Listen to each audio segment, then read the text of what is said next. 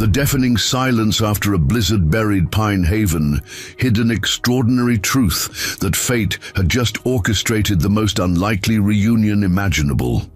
Max Sullivan, once a celebrated chef whose career was crushed by corporate takeover, now flipped burgers at a roadside diner where he'd just sheltered the very family who owned the restaurant empire that destroyed him. Neither Max nor the Harringtons, billionaire owners of 1,000 luxury restaurants worldwide, recognized each other as the howling winds forced them together for 3 desperate days.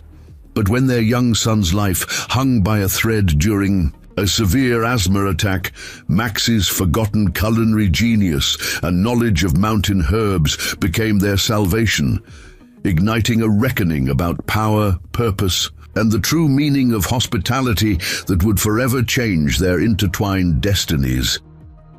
Before we jump back in, tell us where you're tuning in from, and if this story touches you, make sure you're subscribed, because tomorrow I've saved something extra special for you. Snowflakes drifted against the frost-edged windows of the Pine Haven diner as Max Sullivan wiped down the countertop for the 3rd time that hour. Outside, the December sky hung heavy with the promise of the season's first major storm. The weathered open sign swung in the strengthening wind, its red neon flickering against the gathering darkness of the late afternoon. Weather Service just upgraded it to a blizzard warning, Ruth Bennett called from the kitchen doorway, her lined face creased with concern. Says we could get 3 feet by morning. Max glanced up from the countertop, his movements deliberate, economical.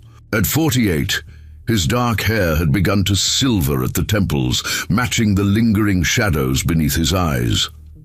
"Guess I'll be sleeping on the cot tonight," he replied, voice rough from years of disuse. Ruth shook her head. "No sense in both of us staying. I live 2 blocks away. You've got that cabin halfway up the mountain. Head home while the roads are still passable." Max's eyes drifted to the window, watching ice crystals form delicate patterns across the glass. A home that would be cold and empty, like it had been for the past 5 years. Here, at least, there was the warmth of the grill and the familiar rhythm of the diner's ancient refrigerator humming in the background. "I'll wait until closing," he said with quiet finality. "Make sure the pipes don't freeze." Ruth studied him with the knowing look she'd perfected over their 3 years together. She knew better than to push. Something had hollowed Max out long before he'd arrived in Pine Haven, and whatever it was, he guarded it like a wound that had never properly healed. "Suit yourself. I'm going to call Irene and tell her not to come in for the evening shift." As Ruth disappeared into the back office, the bell above the door jingled. Max looked up, surprised anyone would venture out with the storm approaching. Old Pete shambled in, stomping snow from his boots. "Cutting it close, Pete," Max commented, already reaching for the coffee pot. "Never missed my afternoon coffee in 30 years. Not about to let a little snow break my streak." The old man settled onto his usual stool, accepting the steaming mug with gnarled hands. "They're closing the pass. Sheriff's got roadblocks up already." Max nodded, turning toward the grill to prepare the old-timer's usual, 2 eggs over easy with rye toast. His hands moved with practiced precision, a mere shadow of the artistry they once possessed in kitchens where reservations were made months in advance. "Here it might be the worst since '87, Pete continued, warming his hands around the mug. "That one stranded half the town for a week. My Margaret was pregnant with our youngest then. Nearly had to deliver him myself." Max listened, without comment, allowing the old man's stories to flow around him like water around a stone. He'd become adept at this, being present while remaining separate, engaging just enough to satisfy social expectations without inviting deeper connections. The eggs sizzled on the grill, a sound that once would have been lost among the choreographed chaos of a high-end restaurant kitchen. Now, in the quiet of the near-empty diner, it filled the space between Pete's reminiscences. By 5 o'clock, the snow was falling in earnest, thick flakes swirling in the glow of the streetlights. Old Pete had reluctantly departed after extracting a promise from Max to save him some of tomorrow's beef stew. Ruth had finally taken Max's assurances that he would lock up properly and headed home, leaving him alone in the diner's comfortable solitude. Max moved through his closing routine, wiping down tables, refilling condiment bottles, and preparing ingredients for the next day's specials. The work was mindless enough to allow his thoughts to wander, as they often did, to another kitchen in another time, one with polished copper pots hanging from ceiling racks and the steady hum of expectation that accompanied a fully booked evening. The howl of the wind outside grew louder, occasionally rattling the windows with particular ferocity. Max had just begun mopping the floor when headlights cut through the swirling snow, illuminating the diner in a brief, bright flash before going dark. He paused, mop in hand, watching as a luxury SUV pulled into the lot, its tires spinning briefly, before gaining purchase on the already treacherous surface. For a moment, he considered pretending the diner was closed. The open sign had been turned off an hour ago, but something about the desperate way the vehicle had pulled in, as if seeking refuge rather than a meal, made him hesitate. 4 figures emerged from the vehicle, hunched against the driving snow. A tall man in what appeared to be an expensive overcoat, a slender woman, a teenage girl, and a small boy. The man half carried, half dragged the boy through the deepening snow toward the diner's entrance. Max set the mop aside and moved to unlock the door, pulling it open against the force of the wind. A blast of frigid air accompanied the family as they stumbled inside, bringing swirls of snow and the scent of cold and fear. "Thank God you're open," the man gasped, his face reddened from the cold. Up close, Max could see that his coat, while well-made, was soaked through. "Our son, he has asthma and our car slid off the road back there. We managed to get it out, but I think something's damaged underneath." The boy coughed, a wet, worrying sound that Max recognized all too well. The child's face was pale, his breathing labored as he clung to his mother. "The diner's closed," Max said, then seeing the flash of desperation in the woman's eyes, added, "But you can come in and warm up. I've got a phone you can use. The sheriff won't be sending anyone up here tonight," he continued, turning away to hide his discomfort at their gratitude. "Not with the pass closed. You folks are stuck until morning at least." "I'm William Harrington," the man said, extending a hand that Max reluctantly shook. "This is my wife Victoria, our daughter Emma, and our son Lucas." "Max Sullivan," he offered. Nothing more, already moving behind the counter. "I'll make some hot chocolate for the boy, might help warm him up." Victoria Harrington gently guided her son to the nearest booth, her movements betraying an understated elegance even in crisis. "Thank you," she said, her voice carrying the refined tone of someone accustomed to being listened to. "We were heading to our vacation home in Aspen when the storm hit earlier than forecast." Max nodded without really listening, focusing instead on heating milk in a saucepan. He added a pinch of cinnamon and a touch of vanilla, small flourishes that had once been second nature in his professional life and now emerged only in unguarded moments. "The car making any unusual noises before it went off the road?" he asked, changing the subject away from their circumstances. William looked up from where he was helping Lucas out of his snow-covered coat. "Nothing I noticed. Just lost traction. On a curve. Sounds like you hit black ice. Road up to Snow Ridge gets treacherous this time of year." The teenage girl, Emma, stood slightly apart from her family, arms crossed defensively as she surveyed the modest diner with poorly concealed disdain. Her designer boots were caked with snow, and her expensive parka seemed out of place against the worn vinyl of the booth seats. "So we're stuck here?" she asked, voice pitched somewhere between accusation and dismay. "Emma," Victoria admonished quietly. Max set 5 mugs of hot chocolate on the counter. "There's no getting over the pass tonight. Not with the way this storm's blowing in. Sheriff will have it barricaded by now anyway." But there must be a hotel or something, Emma persisted, ignoring the steaming mug placed before her. Nearest hotel's in Riverdale, 30 miles back the way you came. Max's tone remained matter of fact. Pine Haven's got the diner, a gas station, and about 400 people who know to stay home when a storm like this hits. Lucas coughed again, more violently this time, and Victoria's face tightened with concern. "Do you have his inhaler?" she asked William, who was already searching through his pockets. "It's in the suitcase," he realized aloud, his voice strained. "In the trunk." Without a word, Max took a ring of keys from beneath the counter and handed them to William. "Back door key, silver one.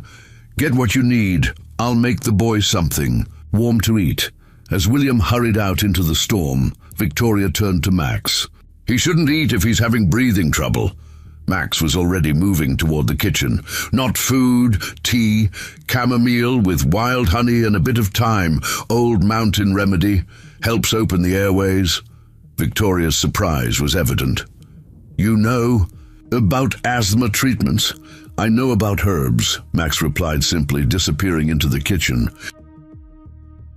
In the familiar sanctuary of the kitchen, Max allowed his hands to move automatically, selecting dried herbs from small jars he kept on a shelf above the prep station.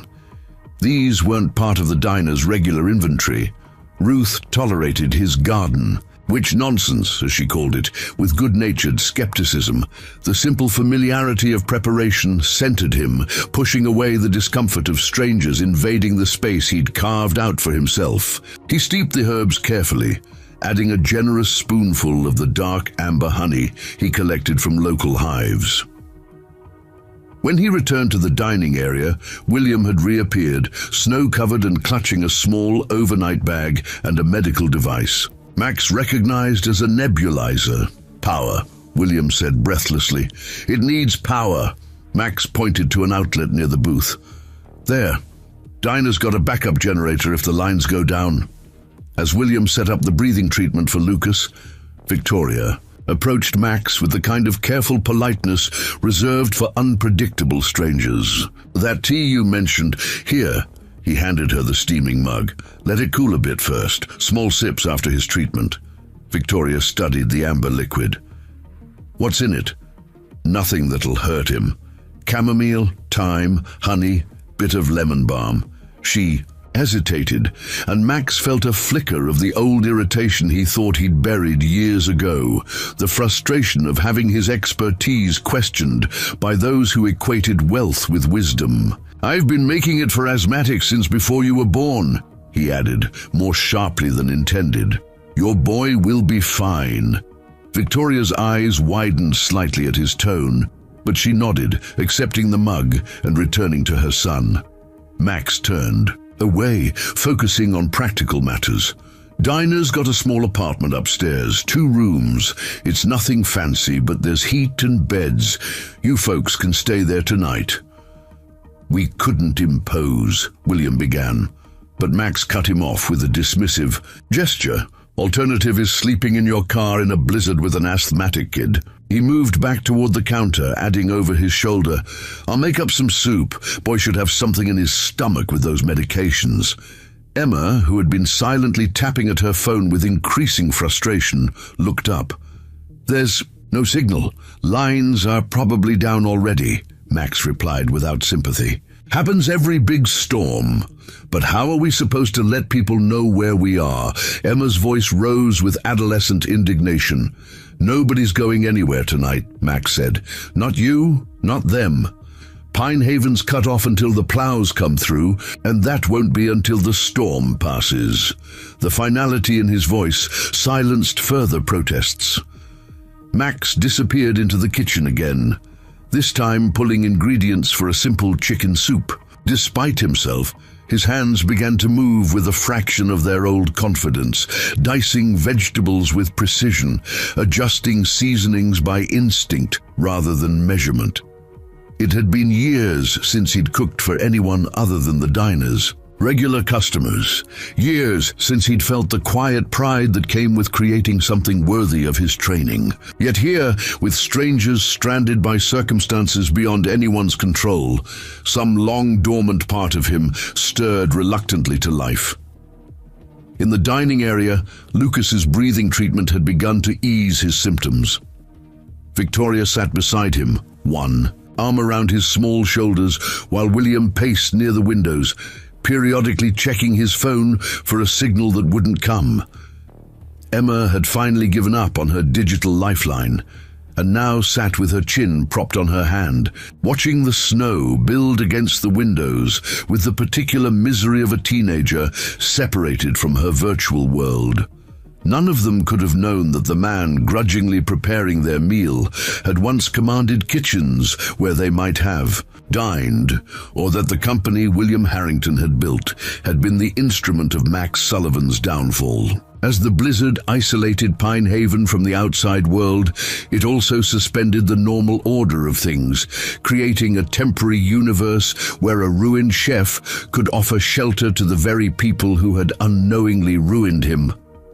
The storm was just beginning. Telling and preparing this story took us a lot of time, so if you are enjoying it, subscribe to our channel. It means a lot to us. Now, back to the story. Max ladled the steaming soup into mismatched bowls, arranging them on a weathered serving tray. The aroma filling the kitchen was far more complex than typical diner fare. Hints of fresh thyme, roasted garlic, and a depth that came from properly prepared stock. It had been so long since he'd cooked with genuine intention that the familiar sensations felt almost like memories from someone else's life. He carried the tray to the booth where the Harringtons had settled, Lucas's breathing now more regular, though still concerning. The boy's face brightened at the sight of food. A good sign. "Chicken soup," Max said simply, setting the bowls down. "Nothing fancy." Victoria inhaled the fragrant steam rising from her bowl, a flicker of professional assessment crossing her features. "It smells wonderful," she said, her tone suggesting more than mere politeness. William looked up from his phone, which he'd been periodically checking despite the lack of service. "Thank you. We're imposing enough without you having to feed us too." Max shrugged off the gratitude. Soup was already on tomorrow's menu. It was a lie. He'd made this particular soup from scratch, using his own recipe rather than Ruth's standardized diner fare. He told himself it was just instinct, the old habits of proper technique that he'd never fully abandoned. Lucas tentatively spooned some broth, then looked up with wide eyes. "This tastes different than Mom's soup." Victoria smiled, exchanging a glance with her husband. "That's because Mr. Sullivan is a very good cook." Max tensed slightly, unexpected praise always leaving him uncomfortable. Emma, who had been sullenly staring out the window, finally turned her attention to the meal. "At least it's hot," she muttered. But the quick, surprised raise of her eyebrows after the first taste betrayed her appreciation. The wind howled with renewed fury outside, rattling the windows and causing the lights to flicker momentarily. Max glanced toward the ceiling, calculating. If the power goes, the generator kicks in automatically. Should last about 12 hours if we're careful. He nodded toward the kitchen. "I'll show you upstairs after you've eaten." William finished. A spoonful of soup, his expression thoughtful. "You seem well prepared for emergencies." "Mountain winters teach preparation," Max replied simply. "Or they teach hard lessons." Victoria studied him over the rim of her bowl. "Have you lived in Pine Haven long?" "Long enough." His clipped response did nothing to discourage Victoria, who possessed the particular social skills of someone accustomed to navigating different worlds. "The herbs you recommended for Lucas, did you learn about those locally?" Max hesitated, a fragment of his past briefly visible. "My grandmother grew herbs, taught me their uses." He paused, then added reluctantly, "Most of what I know about Cooking started in her kitchen too. This soup certainly didn't come from a diner cookbook, Victoria observed. The depth of flavor, the balance. Max gave her a sharp look, sensing something more significant than casual appreciation in her assessment. "Just soup," he said dismissively, rising to refill their water glasses. The lights flickered again, longer this time, before stabilizing. Lucas coughed softly, but without the alarming rattle from earlier. "That tea seems to have helped," William noted, placing a protective hand on his son's shoulder. Max nodded. "Make him another cup before bed. There's more in the kitchen." "So, you just live in this diner?" Emma asked suddenly, her teenage bluntness cutting through the polite conversation. "Emma," Victoria admonished quietly. "What?" "It's a simple question." Max surprised himself by answering. "I've got a cabin about 20 minutes from here. Didn't make sense to risk the drive tonight, alone." The question slipped from Emma, with the particular lack of filter common to her age. A hardness settled over Max's features. "Yes." The silence that followed carried the weight of boundaries crossed. William cleared his throat. "Let's get our things. From the car, before the snow gets any deeper." Max watched as William bundled up to retrieve their luggage, Emma trailing reluctantly behind her father. Victoria remained with Lucas, whose color had improved with the warm food and medicine. "The soup really is exceptional," Victoria said when they were alone. "It reminds me of a restaurant I visited years ago in Chicago. The chef there had a similar way with broths, depth without heaviness." Max busied himself clearing empty bowls, his movements suddenly mechanical. "Like I said, nothing fancy. And used to cook professionally," Victoria continued, either missing or ignoring his discomfort, "before I married William and we started the business." Max stilled for a fraction of a second, an almost imperceptible hesitation that would have been invisible to anyone not trained to notice the rhythms of a kitchen. "That's so," he replied, his voice carefully neutral. "It was a small French bistro in Chicago, nothing like what we have now, but it taught me to recognize true talent." She looked at him directly, "Which you clearly have." Before Max could respond, the door burst open with a gust of snow-laden wind as William and Emma returned, arms laden with suitcases and bags. "It's getting impossible out there," William announced, stamping snow from his boots. "Visibility's down to nothing." Max seized the distraction, moving toward the stairs at the back of the diner. "I'll show you where you'll stay." The apartment above the diner was sparse, but clean, a testament to Ruth's practical nature rather than any homemaking inclination on Max's part. A small living area connected to 2 bedrooms, with a modest bathroom between them. The furniture was mismatched but serviceable, clearly collected over years rather than purchased as a set. "It's not much," Max said, switching on a lamp that cast a warm glow over the faded armchair and small sofa. "But it's warm." William surveyed the space with the assessment of someone who owned properties across multiple continents, but was wise enough to recognize sanctuary when it was offered. "It's perfect. We're grateful." Emma made a beeline for the larger bedroom, dropping her designer bag on the patchwork quilt. Lucas followed his sister, his earlier fatigue seemingly forgotten as he explored the unfamiliar space. Victoria lingered in the living area, her gaze catching on a framed photograph partially hidden on a bookshelf. It showed a younger Max in a white chef's coat, standing proud beside an older woman in a restaurant kitchen. "Is this your grandmother?" she asked, gesturing toward the photo. Max crossed the room in 2 strides, taking the frame and placing it face down on the shelf. "Extra blankets in the closet," he said, ignoring her question entirely. "Bathroom's got limited hot water, so keep showers short. I'll be downstairs if you need anything." He retreated before Victoria could press further, the stairs creaking. Beneath his hurried descent, in the diner's kitchen, Max braced his hands against the countertop, drawing a deep breath. The woman's innocent questions had excavated memories he'd spent years burying.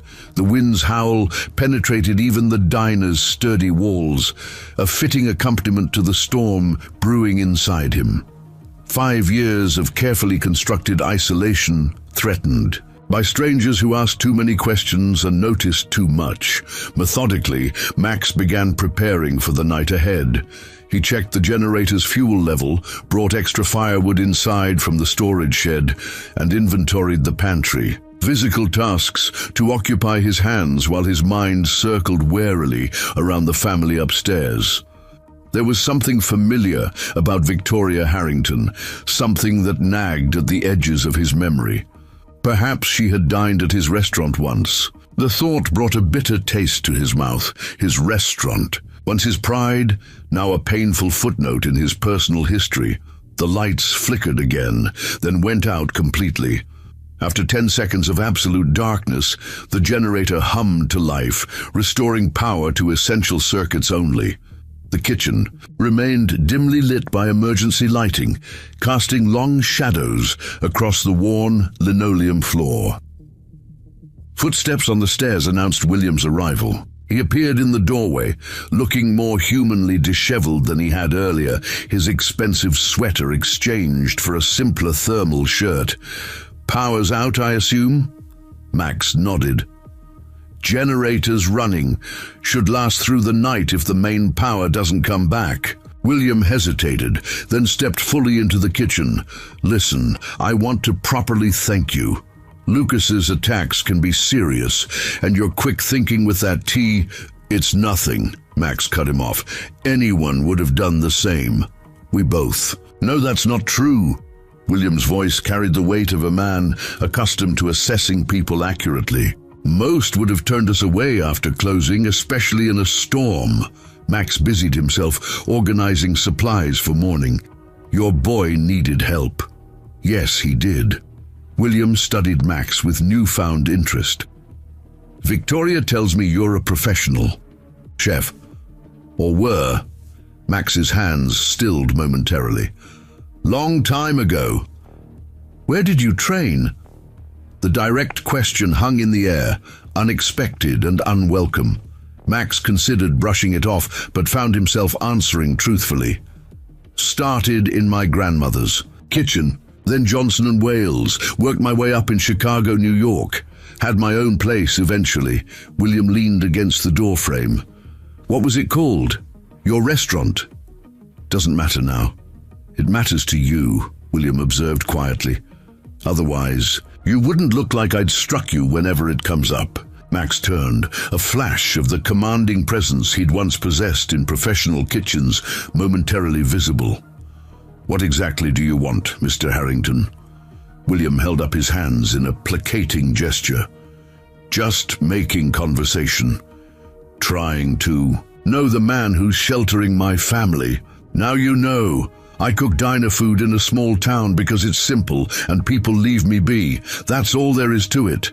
Even as the words left his mouth, Max knew they rang hollow. William Harrington, whatever else he might be, was clearly a man accustomed to reading people, but to Max's surprise, he simply nodded. "Fair enough. We'll be gone as soon as the road's clear." He turned to leave, then paused. For what it's worth, that soup wasn't diner food. That was the work of someone who still cares about his craft, whether he admits it or not. Left alone again, Max felt the walls he'd built around himself vibrating like the windows under the storm's assault. He'd spent 5 years cultivating invisibility, becoming the kind of man people looked past rather than at. These strangers threatened that careful construction. Morning would come. The plows would eventually clear the pass. The Harringtons would return to their privileged lives, and Max would return to his deliberate obscurity. He just needed to make it through the night. A small sound at the kitchen entrance drew his attention. Lucas stood there in flannel pajamas, his hair tousled from attempted sleep. "I can't sleep," the boy said simply. "The wind is too loud, and I left my book in the car." Max studied the child, so clearly his mother's son, in the thoughtful set of his eyes. You're breathing okay? Lucas nodded. The tea helped. Mom made me more before bed. An uncomfortable silence stretched between them. The adult uncertain how to engage with the child who had appeared seeking comfort. Max wasn't sure he could provide. Hungry? He finally asked, defaulting to the one language he still spoke fluently. Lucas shook his head, then reconsidered. Maybe a little. Max moved to the refrigerator, removing ingredients with the focus of someone grateful for a task. Hot chocolate. Real kind, not the powdered stuff. The boy's face brightened, and he climbed onto a stool at the prep counter. Yes, please. As Max began melting chocolate and warming milk, Lucas watched with undisguised fascination. You don't make it like Mom does, he observed. Everyone's got their own way, Max replied, whisking gently. This is how my grandmother taught me. The herb lady? Max glanced at the boy, surprised at his attentiveness. Yeah, the herb lady. Was she nice? The simple question somehow bypassed Max's usual defenses. The best person I ever knew, he answered. Honestly, taught me everything important, like how to make soup that makes people feel better. Max's hands stilled for a moment. Yeah, like that. He poured the rich chocolate into a mug, adding a small dollop of whipped cream he'd quickly prepared. Lucas accepted it with the solemn gratitude of a child who understood he was receiving something special.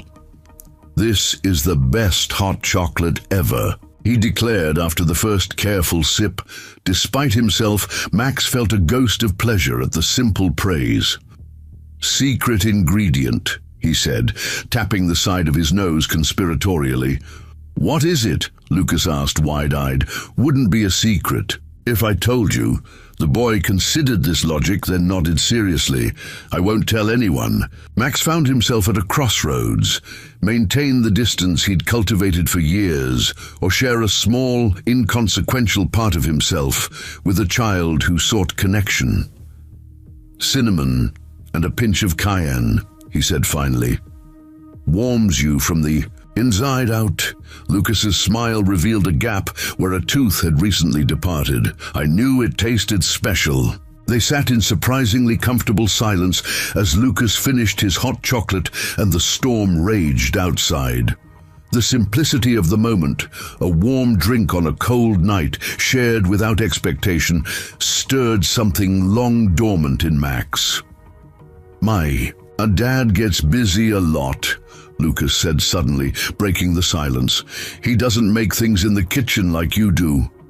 Max felt a pang of recognition, the familiar refrain of a child whose parents' ambition left little room for smaller moments. Your dad takes care of you in other ways, he replied, surprising himself with the defense of a man he barely knew. Lucas traced the rim of his empty mug with one finger. He tries, but he and Mom are always working. Emma says it's because they have thousands of restaurants to worry about. Max froze, the casual comment striking like a physical blow. Thousands? Not thousands, Lucas corrected himself. 1,000 exactly. Dad always says even 1,000. Mom says it's too many, but Dad says... He yawned widely, the combination of medication, warm drink, and late hour finally catching up with him.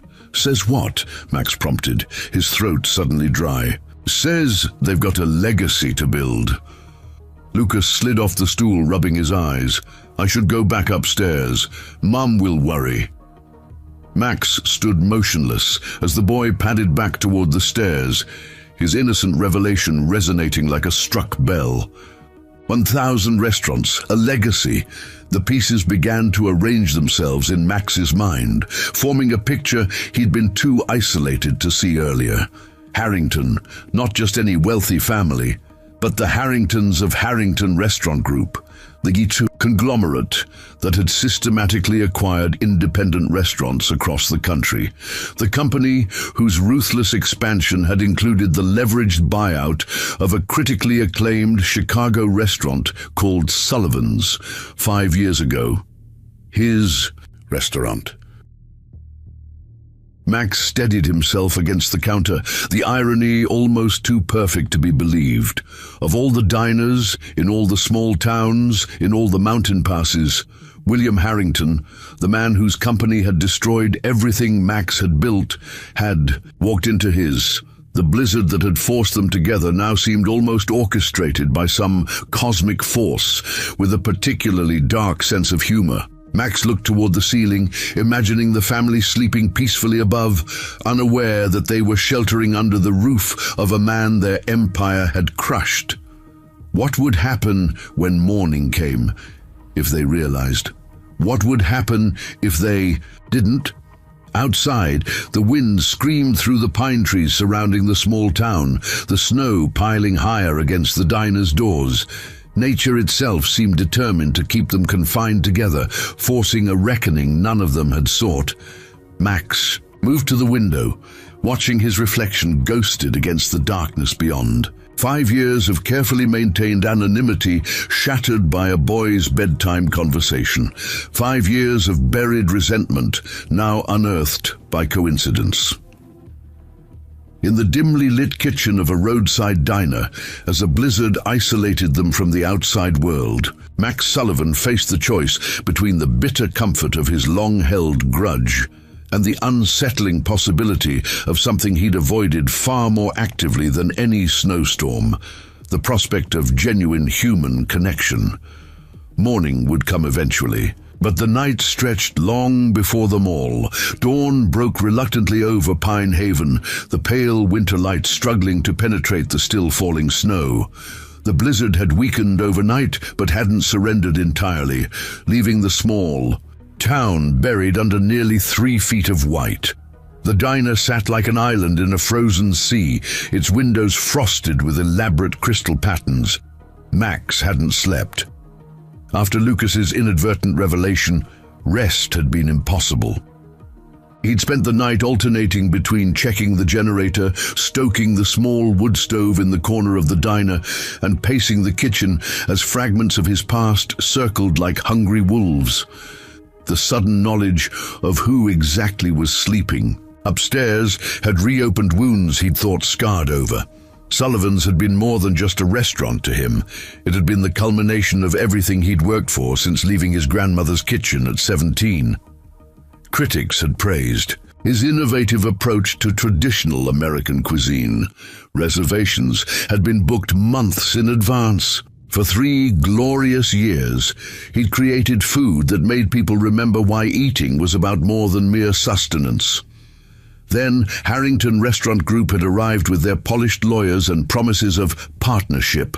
Within 6 months, the partnership had become a controlling interest. 3 months after that, Sullivan's was closed, its concept deemed unmarketable to a wider audience. Its recipes and techniques, Max's personal creations, were passed out among Harrington's more commercial ventures, stripped of their soul and standardized for mass consumption. The coffee maker gurgled, bringing Max back to the present. He moved through the familiar routine of morning preparations, taking comfort in the mundane tasks.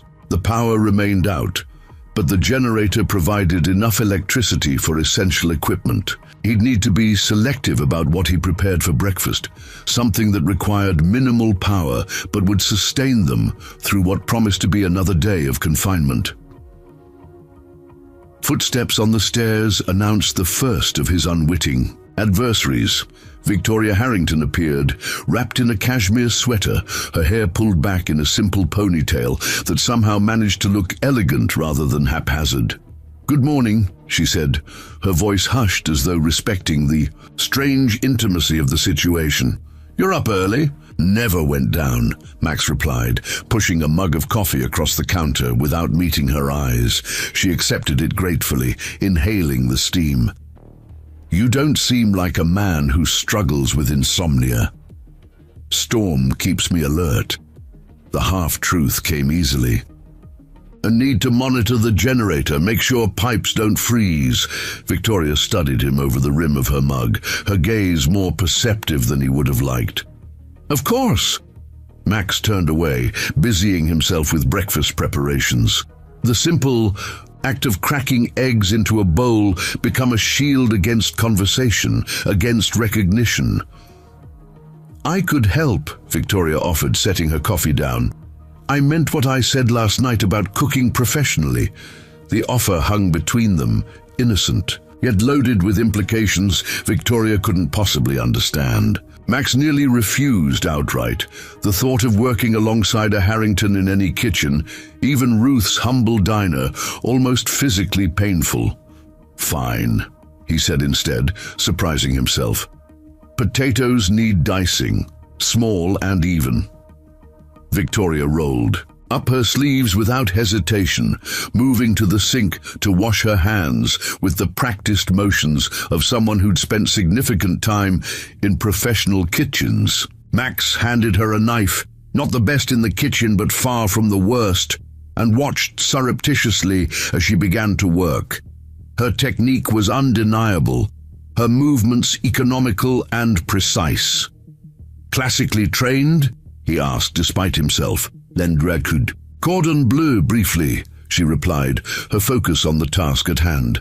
Before I met William. Long way from French cuisine to diner breakfast? Victoria smiled, the expression softening the elegant angles of her face. Not really.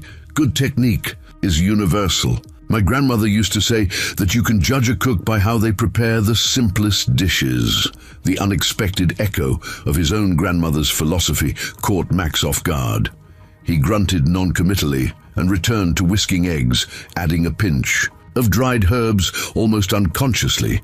They worked in surprising harmony, moving around each other in the small kitchen with the intuitive choreography of experienced cooks. Despite his resentment, Max found himself appreciating her competence, the way she anticipated needs without being told.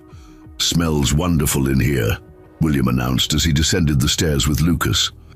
The boy looked better this morning, his breathing easier and color normal.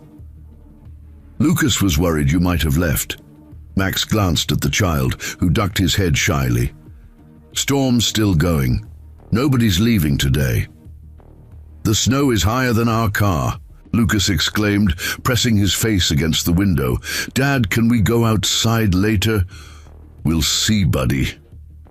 William ruffled his son's hair, the gesture containing a warmth that seemed at odds with Max's mental image of the corporate raider who'd dismantled his life's work. "Let's not get your mom worried about your breathing again." Emma appeared last, her teenage ability to sleep through disaster apparently intact despite the circumstances. She slouched at the counter, immediately reaching for the coffee pot. "Emma," Victoria cautioned, "you know the rule about coffee." The girl sighed dramatically. "Mom, I'm literally trapped in a diner in the middle of nowhere during a blizzard. I think caffeine is the least of our concerns." Max surprised himself by pouring a half cup and sliding it toward Emma, adding a generous portion of milk without being asked. "Half strength," he said with a shrug when Victoria raised an eyebrow. "Special circumstances." Emma's expression flickered with something like gratitude before she carefully rearranged her features into studied adolescent indifference. "Thanks." Max and Victoria served breakfast, a hearty frittata with potatoes and bacon, biscuits baked, in the still functioning oven, and preserves Max had put up himself from last summer's berries. Despite the simplicity of the meal, the Harringtons fell upon it with appreciative murmurs. "This is incredible," William said after his first bite. "Better than what we get at the lodge in Aspen." The compliment, meant kindly, twisted in Max like a knife. Of course it was better. He'd been creating food that put most resort lodges to shame long before Harrington's company had destroyed his restaurant. "Just eggs," he muttered, turning away to check the generator. Outside, the wind had died down, but the snow continued falling. Steadily, the diner's front entrance was nearly blocked by a drift that reached halfway up the door. Through the windows, Pine Haven was barely recognizable, the familiar buildings transformed into vague white humps, the streets completely obscured. "Your phone working yet?" Max asked William, gesturing toward the device that seemed permanently attached to the man's hand. William shook his head. "Nothing. Towers must be down. Landlines dead too. Max wiped his hands on a dish towel. Radio says the county's declared a state of emergency. No plows until the snowfall stops completely. So we're stuck here another day? Emma's voice rose. With dismay. At least, Max confirmed, taking grim satisfaction in her displeasure. Maybe longer. Victoria placed a calming hand on her daughter's shoulder. We're fortunate to have shelter, Emma. Many people might be in true danger during a storm like this. The family's reaction to their continued confinement revealed their individual characters more clearly in daylight. William accepted the news. With the pragmatism of a man accustomed to adjusting business strategies when circumstances changed, Victoria's calm suggested a resilience beyond her polished exterior. Emma's frustration was pure teenage self-absorption, while Lucas seemed positively delighted at the extended adventure. What do people do here when they're snowed in? Lucas asked, scraping the last bits of egg from his plate. Max had spent his snow days in solitary silence at his cabin, but that answer wouldn't satisfy a curious 8-year-old. Board games in the storage closet, cards, books in the apartment upstairs. I finished my book last night, Lucas said. Do you have any about cooking? The innocent question landed squarely on the dividing line between Max's past and present. His personal collection of rare cookbooks and chef memoirs had been sold years ago to fund his escape from Chicago. Few basic ones upstairs, he answered shortly. Victoria studied her son with evident curiosity. Since when are you interested in cookbooks? Lucas glanced at Max before answering. Mr. Sullivan makes food that tastes like a story. I want to learn how. The simple observation, delivered with a child's unfiltered honesty, silenced the kitchen. William looked at his son with surprise, Victoria with a dawning understanding, and Emma with reluctant interest. Max felt exposed, as though the boy had somehow seen through the carefully constructed facade of the simple diner cook to the chef, who had once poured narrative and emotion into every plate he'd sent from his kitchen. Cooking's just science and practice, he said gruffly, gathering. Empty plates. Nothing magical about it. That's not true, Victoria countered quietly. What you do with food, what you've always done, I suspect, is art. Lucas recognizes that, even if he doesn't have the vocabulary for it yet. Max's head snapped up, her words striking uncomfortably close to a review his restaurant had received. In its first year, the critic had written that Sullivan transforms familiar ingredients into emotional experiences, creating dishes that tell stories on the palate. He searched Victoria's face for any sign that she had made the connection between the diner cook who had sheltered her family and the once celebrated chef whose restaurant her husband's company had acquired and shuttered. Her expression revealed nothing beyond sincere appreciation. Got work to do, Max muttered, retreating to the relative safety of chores. The day stretched before them, confined together in the diner's limited space with dwindling distractions. William attempted to create a hotspot with his phone, growing increasingly frustrated as each attempt failed. Victoria found a worn paperback in the apartment and settled into a booth, while Emma alternated between catnapping and sighing dramatically at the ceiling. Lucas, however, seemed determined to shadow Max, peppering him with questions as he checked the generator, insulated exposed pipes, and inventoried their remaining supplies. Is it hard to be a chef? The boy asked, trailing Max to the storage room. Was, Max corrected without thinking. Was a chef. Now I cook at a diner. But you were a real chef before, with a tall hat and everything? Despite himself, Max felt his lips twitch. The hat's called a toque. And yeah, I had one. Long time ago. Did you cook in a fancy restaurant? Max paused, cans of tomatoes in hand, the weight of his past pressing against his carefully constructed present. I did. What happened to it? The direct question, delivered without guile, demanded a response that Max wasn't prepared to give. Especially not with the boy's father sitting mere yards away, oblivious to the connection between them. "It closed," Max said finally. "Businesses close sometimes." "That's what happened to my dad's first restaurant," Lucas continued, accepting a can to carry back to the kitchen. "The one my grandpa started.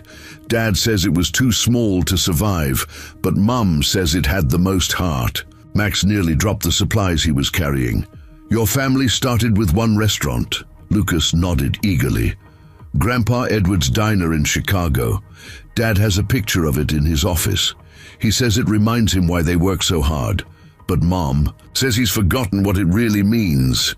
Each casual revelation from the boy felt like another piece of a puzzle Max hadn't known he was solving. The Harrington Empire, which he'd imagined as an impersonal corporate machine, had begun as a single diner, not unlike the one currently sheltering them. "Your mom and dad disagree about the business?" Max found himself asking, his curiosity overcoming his caution. Lucas shrugged. "Mom wants Dad to stop buying so many restaurants. She says they're losing what made them special in the beginning." He lowered his voice conspiratorially. "They think I don't hear them arguing, but I do." Before Max could process this information, a sharp cry from the dining area interrupted them. They rushed back to find Emma standing at the window, pointing outside. "There's someone out there," she exclaimed, "walking in the snow." Max pushed past her to peer through the frosted glass. Sure enough, a figure was struggling through the deep snow about 50 yards from the diner, bent against the still falling precipitation. The person stumbled, nearly disappearing into a drift before regaining their footing. Without hesitation, Max grabbed his heavy coat from the hook by the door. "Stay inside," he ordered, already pulling on gloves and a hat. "You can't go out in that," William protested. "Nobody survives long in this cold," Max replied grimly. "Nearest house is a quarter-mile away. They'll never make it." He forced the door open against the weight of snow, a blast of frigid air rushing into the warm diner. Before anyone could argue further, Max plunged into the storm, the snow immediately rising past his knees.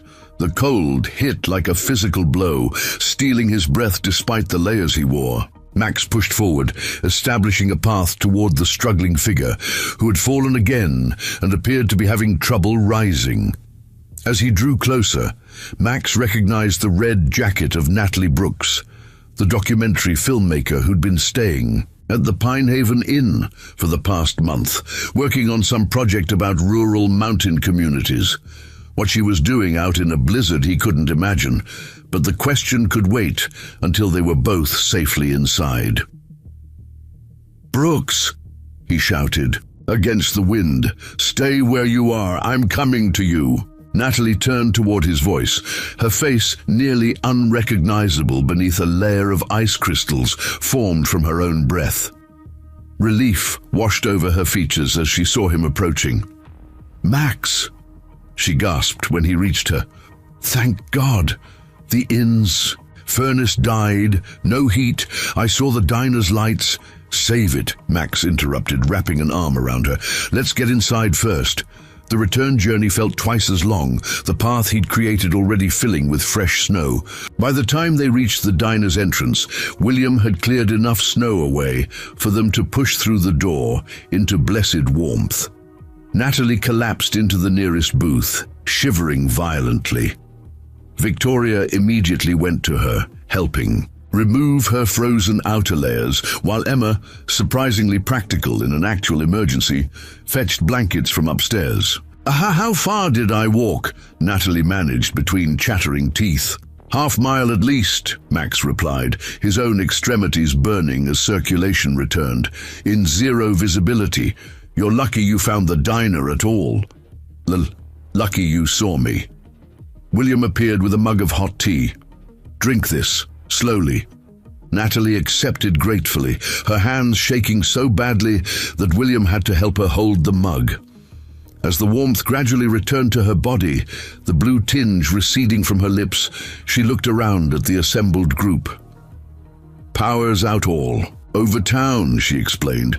"I tried to stick it out at the inn, but the temperature kept dropping. When I saw lights from my window, I thought I could make it here." She shuddered, didn't realize how deep the snow had gotten. "You have hypothermia," Max said bluntly. "Not severe, but heading that way. Need to get your core temperature up slowly." He turned to Victoria. "There's more broth from last night. Heat it up, not too hot." Victoria nodded, moving to the kitchen with purpose. Max noticed that she navigated the unfamiliar space with increasing confidence, finding what she needed without having to ask where things were kept. "I don't mean to impose," Natalie said weakly, "especially since you already have guests." "Not exactly guests," William replied, with a wry smile. "More like refugees. I'm William Harrington. My wife Victoria, daughter Emma and son Lucas. We were stranded here yesterday when the storm hit." Recognition dawned in Natalie's eyes, the documentarian in her clearly filing away information despite her physical distress. "Harrington? As in Harrington Restaurant Group?" William nodded, looking somewhat uncomfortable at being recognized. "That's right." "What remarkable luck," Natalie mused, her professional interest momentarily overriding her discomfort. "I've been wanting to interview someone from your organization for my documentary on how small towns are affected by corporate acquisitions. The temperature in the room seemed to drop several degrees that had nothing to do with the storm outside." Max stiffened, casting a sharp glance at Natalie.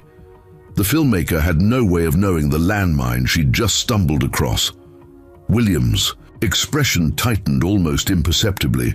"I'm afraid I don't discuss business matters without our PR team present." "Of course I understand," Natalie backpedaled, sensing the sudden tension. "I'm just surprised to find you here of all places. Pine Haven isn't exactly on the corporate acquisition radar." Victoria returned with broth for Natalie, the simple act breaking the awkward moment. As she helped the filmmaker wrap her hands around the warm bowl, she asked with genuine curiosity, "What brings you to Pine Haven, Ms. Brooks?" "Please, call me Natalie." She sipped the broth gratefully. "I'm working on a documentary about resilience in rural communities. How places like Pine Haven maintain their identity in an increasingly homogenized America."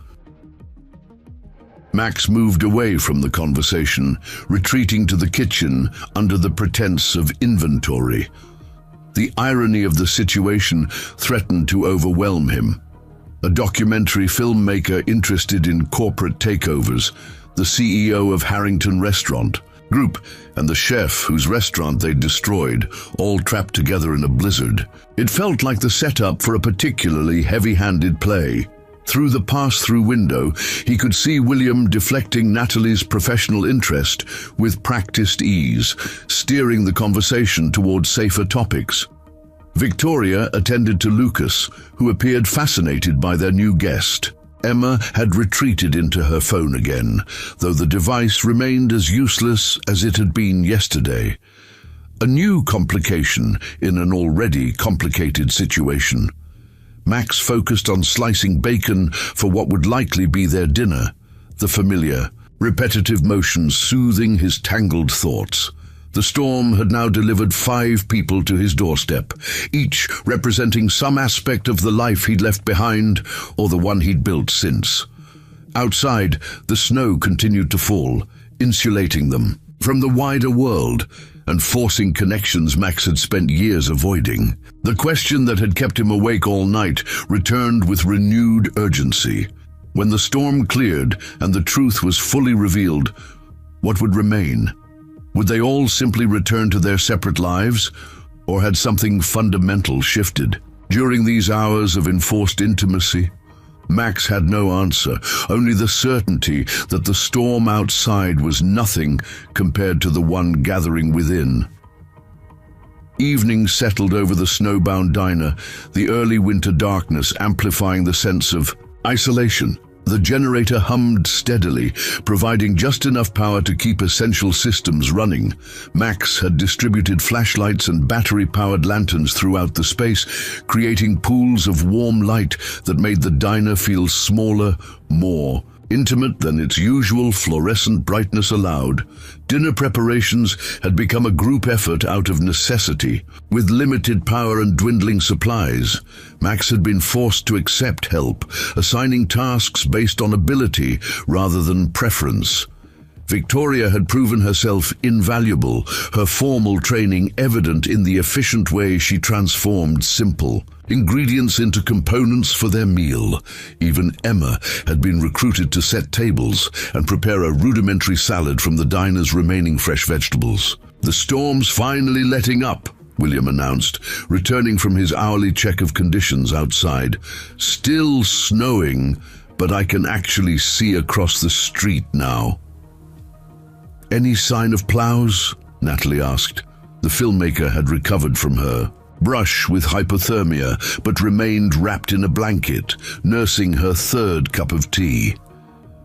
William shook his head. "Nothing yet. But if it stops overnight, they might get to us by tomorrow afternoon." The news brought mixed reactions. Emma's face brightened with hope, while Lucas looked almost disappointed at the prospect of their adventure ending. Max felt an unexpected twist of emotion he couldn't immediately identify. Not quite relief, not quite regret, but something hovering uncomfortably between. "Dinner's ready," Victoria called, carrying a large pot from the kitchen. The aroma that preceded her was far more complex than typical diner fare. Max had allowed himself to cook with intention again, building layers of flavor from the limited pantry ingredients. They gathered around two tables pushed together, the unlikely grouping of stranded travelers sharing what felt suspiciously like a family meal. Natalie had fully integrated herself into the dynamic, her natural curiosity and genuine warmth making her an easy addition to their temporary community.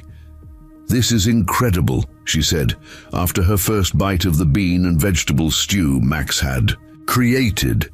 "Seriously, Max, you're wasted on breakfast specials and meatloaf." Max tensed, focusing on his bowl rather than acknowledging the compliment. "Food's food. Doesn't matter how fancy the plate is." "I disagree," Victoria said, surprising him with a direct challenge. "What you've done here, transforming pantry staples into something with this kind of depth, that's not just cooking, that's craft." William studied Max with renewed interest. "My wife doesn't give culinary praise lightly, Mr. Sullivan. Before we built our company, she was considered one of Chicago's promising young chefs." "Long time ago," Victoria said, unconsciously echoing Max's earlier phrase about his own career. "Different life."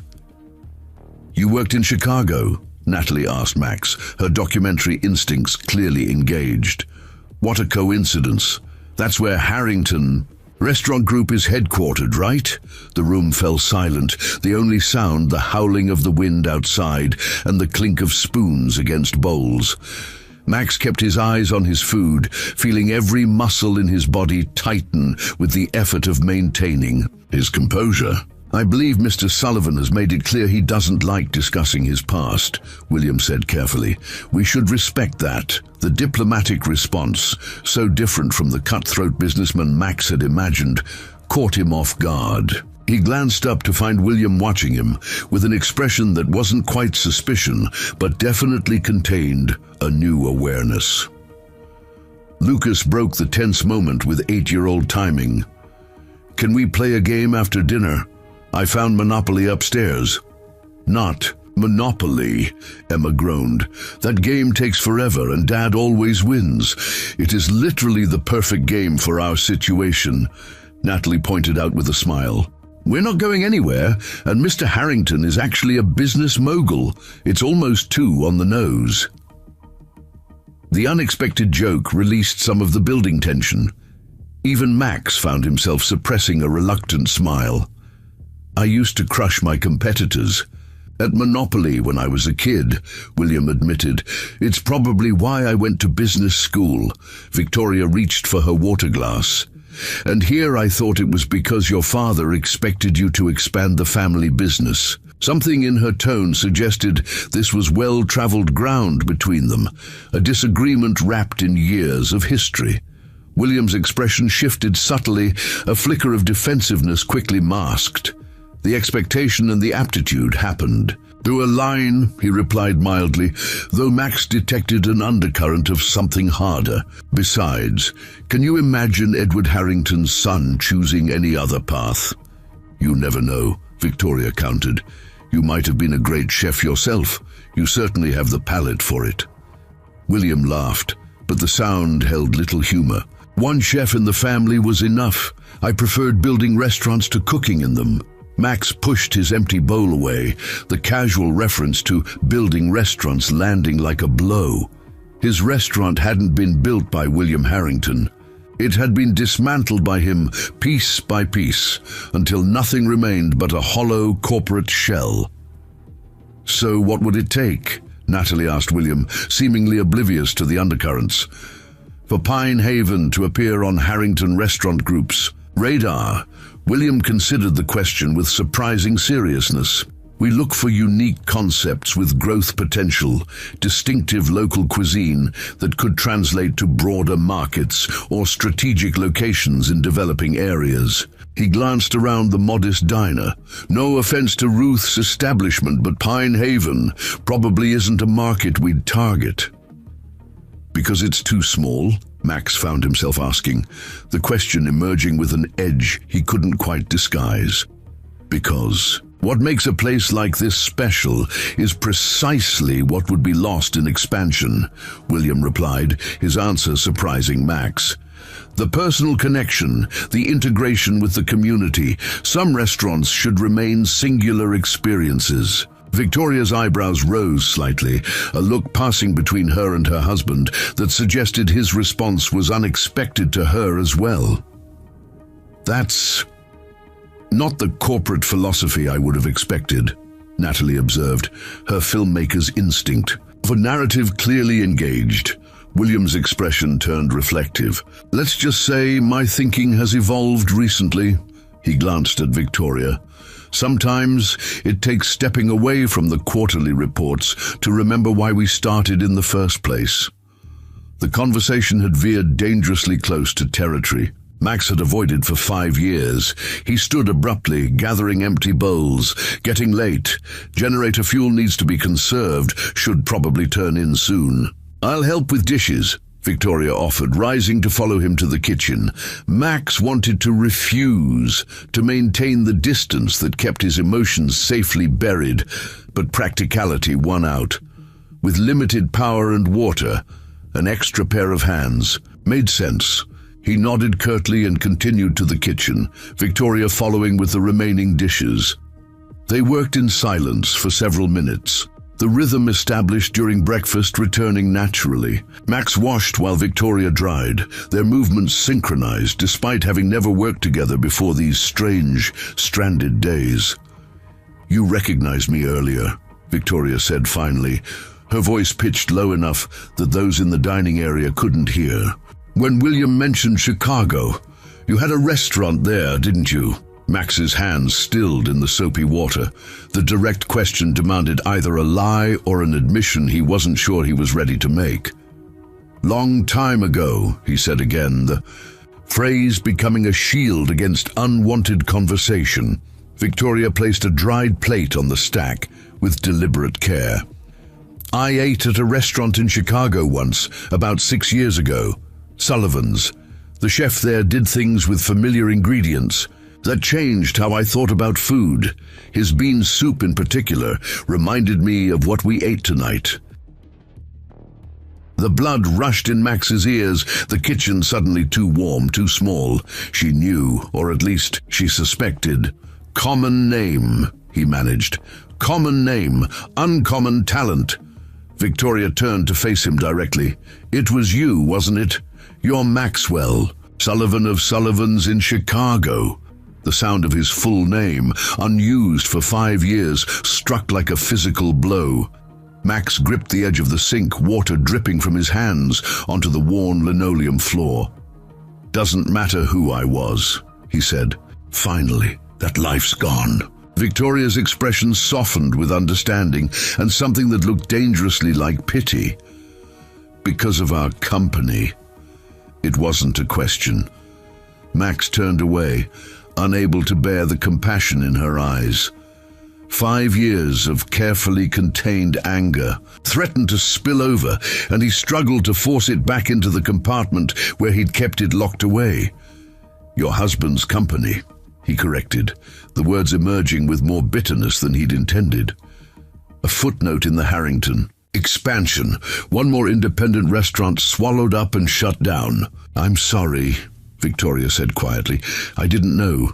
I was no longer involved in acquisitions by then." Max laughed, a sharp sound devoid of humor. "Would it have mattered if you were? Corporate raiders don't typically concern themselves with the lives they dismantle." "That's not fair," Victoria countered, her own edge emerging. "William isn't some heartless corporate raider. He's built something extraordinary from his father's single diner by destroying what others built." Max shot back, keeping his voice low despite his rising anger. "Sullivan's wasn't failing. It was profitable. It was acclaimed. Your husband's company gutted it because they could, then cherry-picked the pieces. They wanted and discarded the rest." Victoria fell silent, absorbing his words. In the dining area, they could hear William explaining the rules of Monopoly to Lucas while Emma and Natalie arranged the board. The domestic scene created a jarring counterpoint to the tension in the kitchen. "I can't defend what happened to your restaurant," Victoria finally said. "But I can tell you that William was personally involved in very few acquisitions during that period. The company was expanding rapidly, and most decisions were made by regional directors. Convenient absolution for the man at the top," Max observed coldly. Victoria's eyes flashed with unexpected fire. "You think you're the only one who's lost something? William inherited a mission from his father to create something meaningful, something that preserved the best of American culinary traditions. Somewhere along the way, with investors and board members and quarterly growth targets, that mission got buried." She placed the dish towel down with careful control. "What happened to your restaurant was wrong, but blaming William personally for every misstep in a 1,000-restaurant organization isn't just unfair, it ignores the complexity of what building something that large actually entails." Before Max could respond, Lucas appeared in the kitchen doorway, his expression bright with excitement. "Mom, Dad says to ask if we can have dessert while we play the game." Victoria's demeanor transformed instantly, maternal warmth replacing passionate defense. "If Mr. Sullivan has something suitable for an 8-year-old this late." Both turned to Max, the weight of their interrupted conversation hanging between them. He considered refusing, retreating into the cold shell he'd maintained for years. But Lucas's expectant face made that impossible. "Got canned peaches and some pound cake," he said gruffly. "Could do a shortcake of sorts." Lucas beamed. "With whipped cream, like on the hot chocolate?" Despite everything, Max felt the corner of his mouth twitch upward.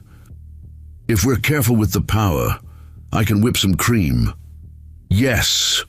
Lucas pumped his fist in victory before racing back to the dining area to report the good news.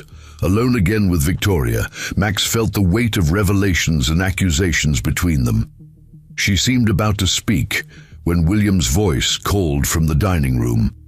"Victoria, is everything all right?" "In there, fine," she called back, her eyes never leaving Max's face.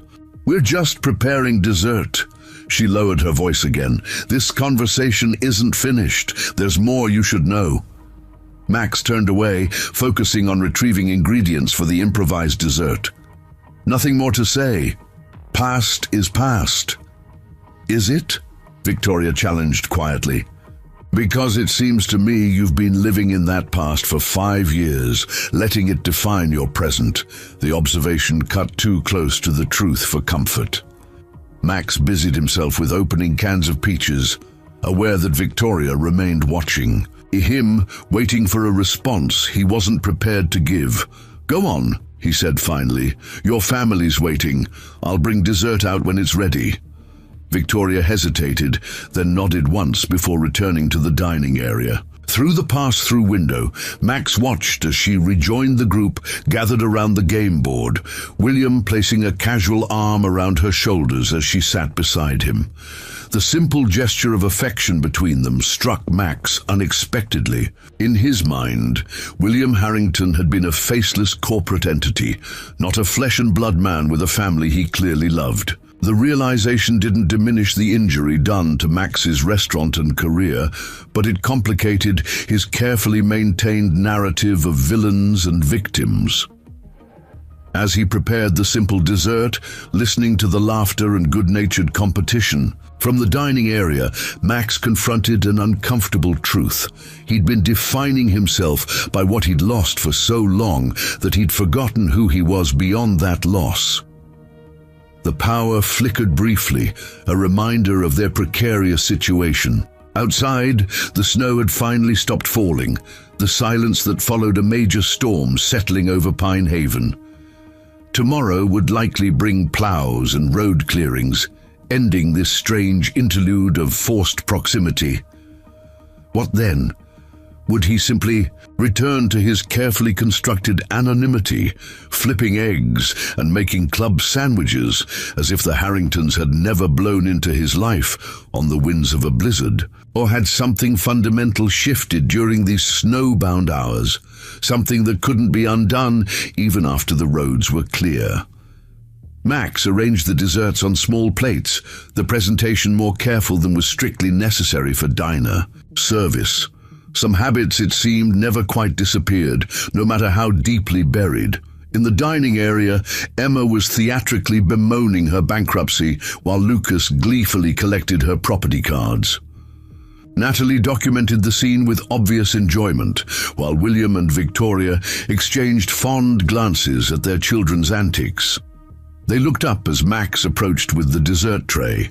A normal family, enjoying a simple pleasure in extraordinary circumstances. For a fleeting moment, he allowed himself to imagine a different path where his restaurant had thrived, where he might have had a family of his own, where bitterness hadn't become his most faithful companion. "That looks amazing," Natalie exclaimed as he set the plates down.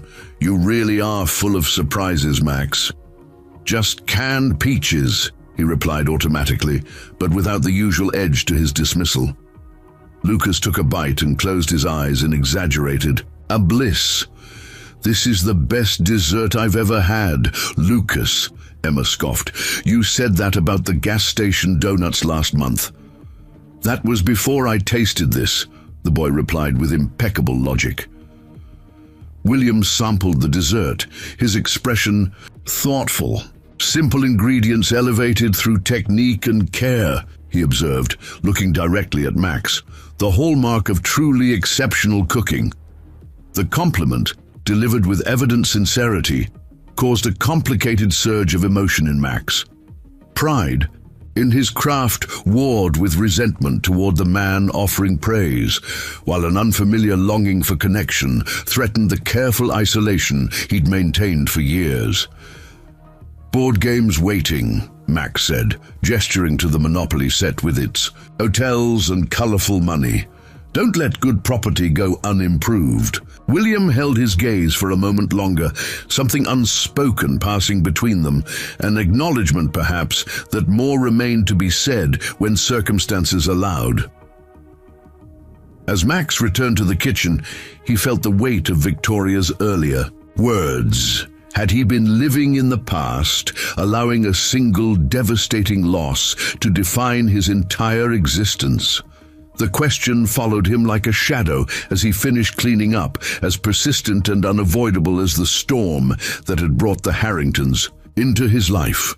Outside, the clouds began to break, revealing a star-studded sky of crystalline clarity. The storm had passed, but Max suspected the true reckoning was yet to come. Morning arrived with blinding brilliance, sunlight reflecting off the pristine snow, creating a dazzling white landscape. The storm had finally exhausted itself overnight, leaving Pine Haven buried but beginning to stir under clear blue skies.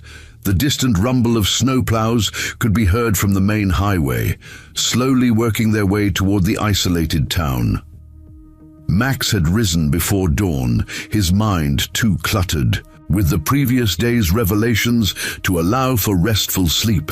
He stood at the diner's front window, coffee in hand, watching as Pine Haven gradually awakened from its weather-induced hibernation. Hank Morgan's ancient plow-fitted truck lumbered down the main street, carving a narrow path through drifts that reached past his headlights. Lights flickered on in homes as power was gradually restored to the grid, section by section. The world was returning to normal. The question that had kept Max awake was whether he could or should do the same.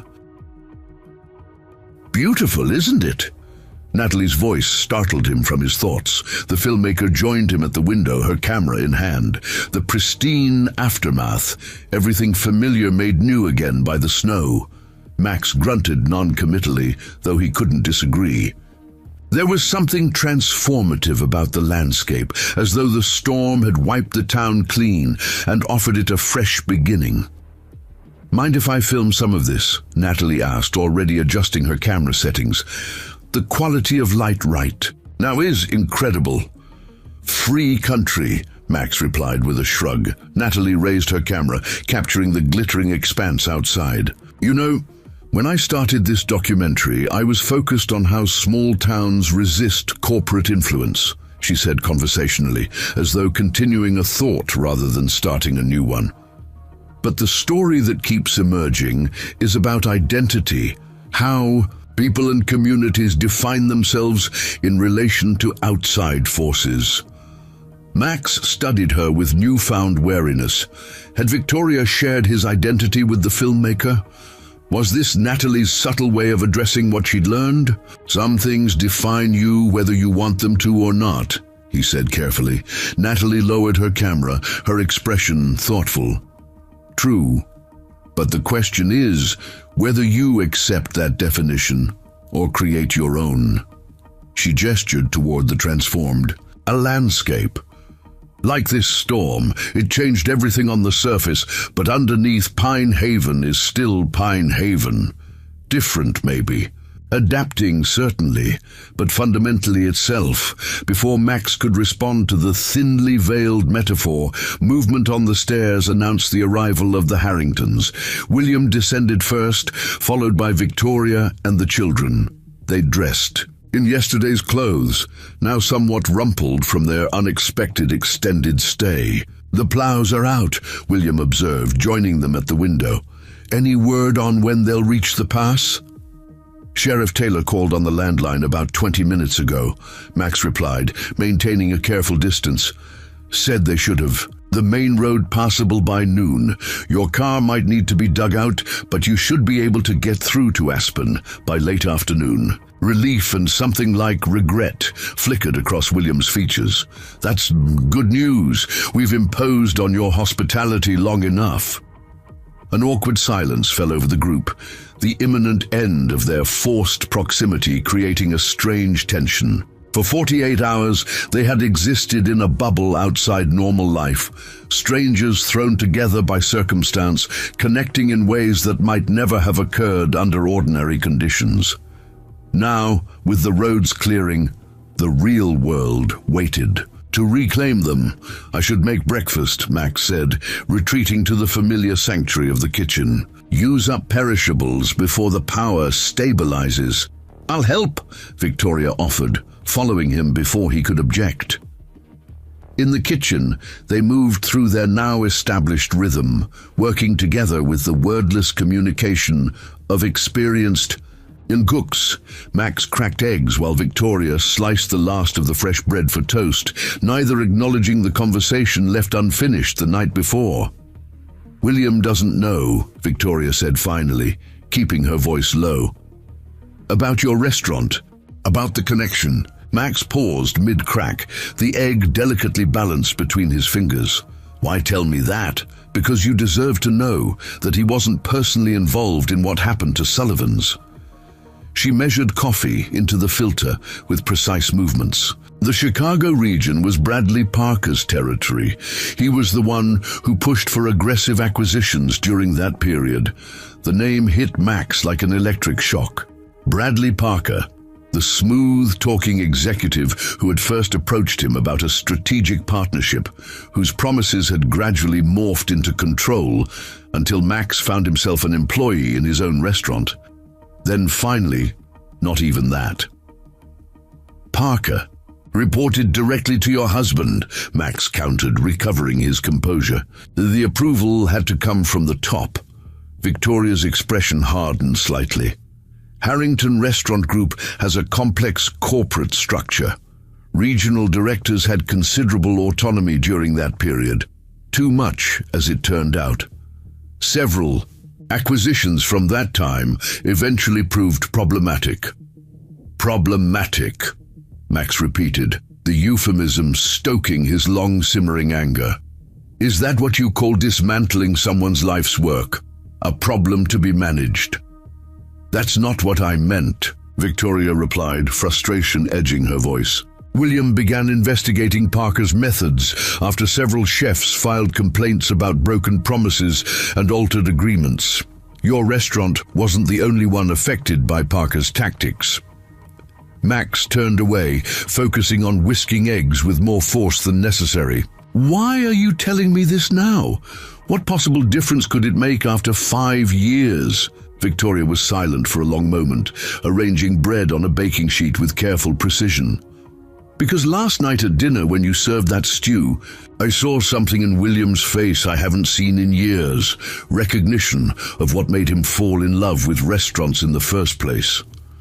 She looked up, meeting Max's gaze directly. And because you're too talented to spend the rest of your life hiding in a mountain diner, letting bitterness define your future. The frank assessment left Max momentarily speechless. Before he could formulate a response, Lucas bounded into the kitchen, his perpetual energy seemingly undiminished by days of confinement. Mom, Emma says we're leaving today, is that true? I don't want to go yet. Victoria smoothed her son's tousled hair. The roads will be clear soon, sweetheart. We need to get to Aspen. Lucas's face fell. But I haven't learned all of Mr. Sullivan's cooking secrets yet, and we didn't finish our Monopoly game. I'm pretty sure your dad was about to bankrupt us all anyway. Victoria consoled him with a smile. And as for cooking secrets, well, maybe Mr. Sullivan would consider sharing a recipe or two for you to practice at home. Both turned expectantly to Max, who found himself unexpectedly moved by the boy's genuine disappointment. Lucas had attached himself to Max with the innocent enthusiasm only children could muster, seeing past the gruff exterior to something Max himself had nearly forgotten existed. Got a notebook? Max asked, surprising himself as much as them. I'll write down the hot chocolate recipe, the secret one. Lucas's face illuminated with delight. Really? With the cinnamon and cayenne and everything, I'll get my backpack. He dashed from the kitchen, leaving Max and Victoria in a moment of shared amusement that transcended their complicated history. He's going to make that hot chocolate for everyone. He knows, Victoria said fondly. You've made quite an impression on him. Max returned to breakfast preparation, uncomfortable with the observation, but unable to deny the warmth it kindled. Kid's got good instincts about food, rare at his age. He gets that from me, Victoria said with a hint of pride. William can taste the difference between excellent and exceptional, but Lucas actually understands the why of it. She paused, adding more quietly, I'd hoped he might pursue culinary training someday, but William has other ideas. Grooming him for the family business? Max asked, unable to keep a edge from his voice. William believes Lucas should have the same opportunities he had, Victoria replied diplomatically. I believe Lucas should discover his own path. The conversation dissolved as the others filtered into the kitchen, drawn by the aroma of brewing, coffee, and cooking breakfast. Natalie had ventured outside briefly, her cheeks flushed with cold as she showed Emma footage she'd captured of the transformed town. William studied his phone with evident relief. "Signal's back," he announced. "Weak but functional. I've got about 50 emails from the office." "Can't they survive 2 days without you?" Emma asked with teenage bluntness. William looked up, momentarily, startled by the question. "Of course they can, that's not the point. What is the point?" Emma pressed, a challenge in her voice that suggested this wasn't a new conversation between them. "We're supposed to be on vacation." "Emma," Victoria cautioned quietly. "No, she's right," William said, surprising them all as he set his phone down. "The emails can wait until we reach Aspen. Right now, I'm more interested in whatever is causing that amazing smell." Max served breakfast, a hearty frittata incorporating the last of their fresh ingredients, crisp toast with homemade preserves, and slices of apple sprinkled with cinnamon. Despite its simplicity, the meal showcased his talent for balancing flavors and textures, elevating ordinary ingredients through technique and intuition. They ate together at the counter, the formality of the previous evening's dinner arrangement abandoned in favor of casual camaraderie. Lucas proudly showed Max the notebook where he intended to record the promised recipe, while Emma and Natalie discussed the possibility of including footage from the blizzard in her documentary. "So what happens to this place while Ruth's away?" William asked, gesturing around the diner with his fork. Max shrugged. "Stays closed until the roads are completely clear. Ruth won't risk the drive from her sister's place until the county gives the all clear." "Seems like a shame," William observed, "especially with so many people in town who might need a hot meal after the storm." "Power's just coming back on," Max pointed out. "Most people prepared with non-perishables." "Still," William pressed, "there's something reassuring about community gathering spots after a crisis, places that signal a return to normalcy." Max narrowed his eyes slightly, sensing something beneath the casual observation. "Ruth makes those decisions. It's her diner." "Of course," William agreed easily. "Just thinking aloud."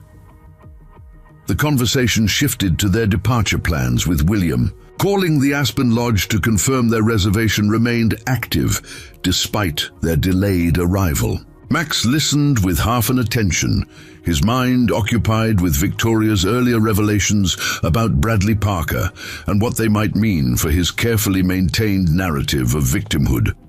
After breakfast, the Harringtons gathered their belongings, while Max and Natalie worked to restore the diner to its normal state. Sheriff Taylor arrived mid-morning, his cruiser creating deep tracks in the still substantial snow. "Main road's passable now," he announced, stomping snow from his boots at the entrance. "Single lane in some spots, but the plows got through. Thought you folks might need a lift to your vehicle." William extended his hand to the sheriff. "That's extremely kind of you. We can't thank this town enough for the assistance during the storm." Sheriff Taylor waved off the gratitude. "Pine Haven takes care of its own and its visitors, just the mountain way." He nodded toward Max. "Sullivan been treating you all right? He's not known for his hospitality skills." "Mr. Sullivan has been extraordinary," Victoria interjected before her husband could respond. "We wouldn't have survived without him, quite literally in Lucas's case." The sheriff's eyebrows rose appreciatively. "Well, that's something. Max here usually prefers the company of his cookbooks to actual people." Max ignored the good-natured ribbing, busying himself with final preparations for their departure. He'd packed a bag with sandwiches and thermoses of soup for their journey, a professional habit of ensuring no one left his establishment hungry. As the Harringtons prepared to depart with Sheriff Taylor, the moment Max had both dreaded and anticipated arrived, the necessary goodbye, the return to separate lives that now felt strangely intertwined. Lucas approached first, clutching his notebook with the carefully transcribed hot chocolate recipe. "Thank you for teaching me stuff," he said solemnly. "I'm going to practice until I get it perfect." Max knelt to the boy's level, finding himself unexpectedly moved. "You've got good hands and better instincts. Trust them both." Emma offered a teenager's awkward wave, her earlier disdain replaced by reluctant respect. "Thanks for the coffee, and for not treating us like we were helpless just because we got stuck here." Victoria embraced him briefly, the unexpected physical contact catching Max off guard. "This isn't the end of the conversation," she whispered. "Just a pause." Finally, William stood before him, hand extended.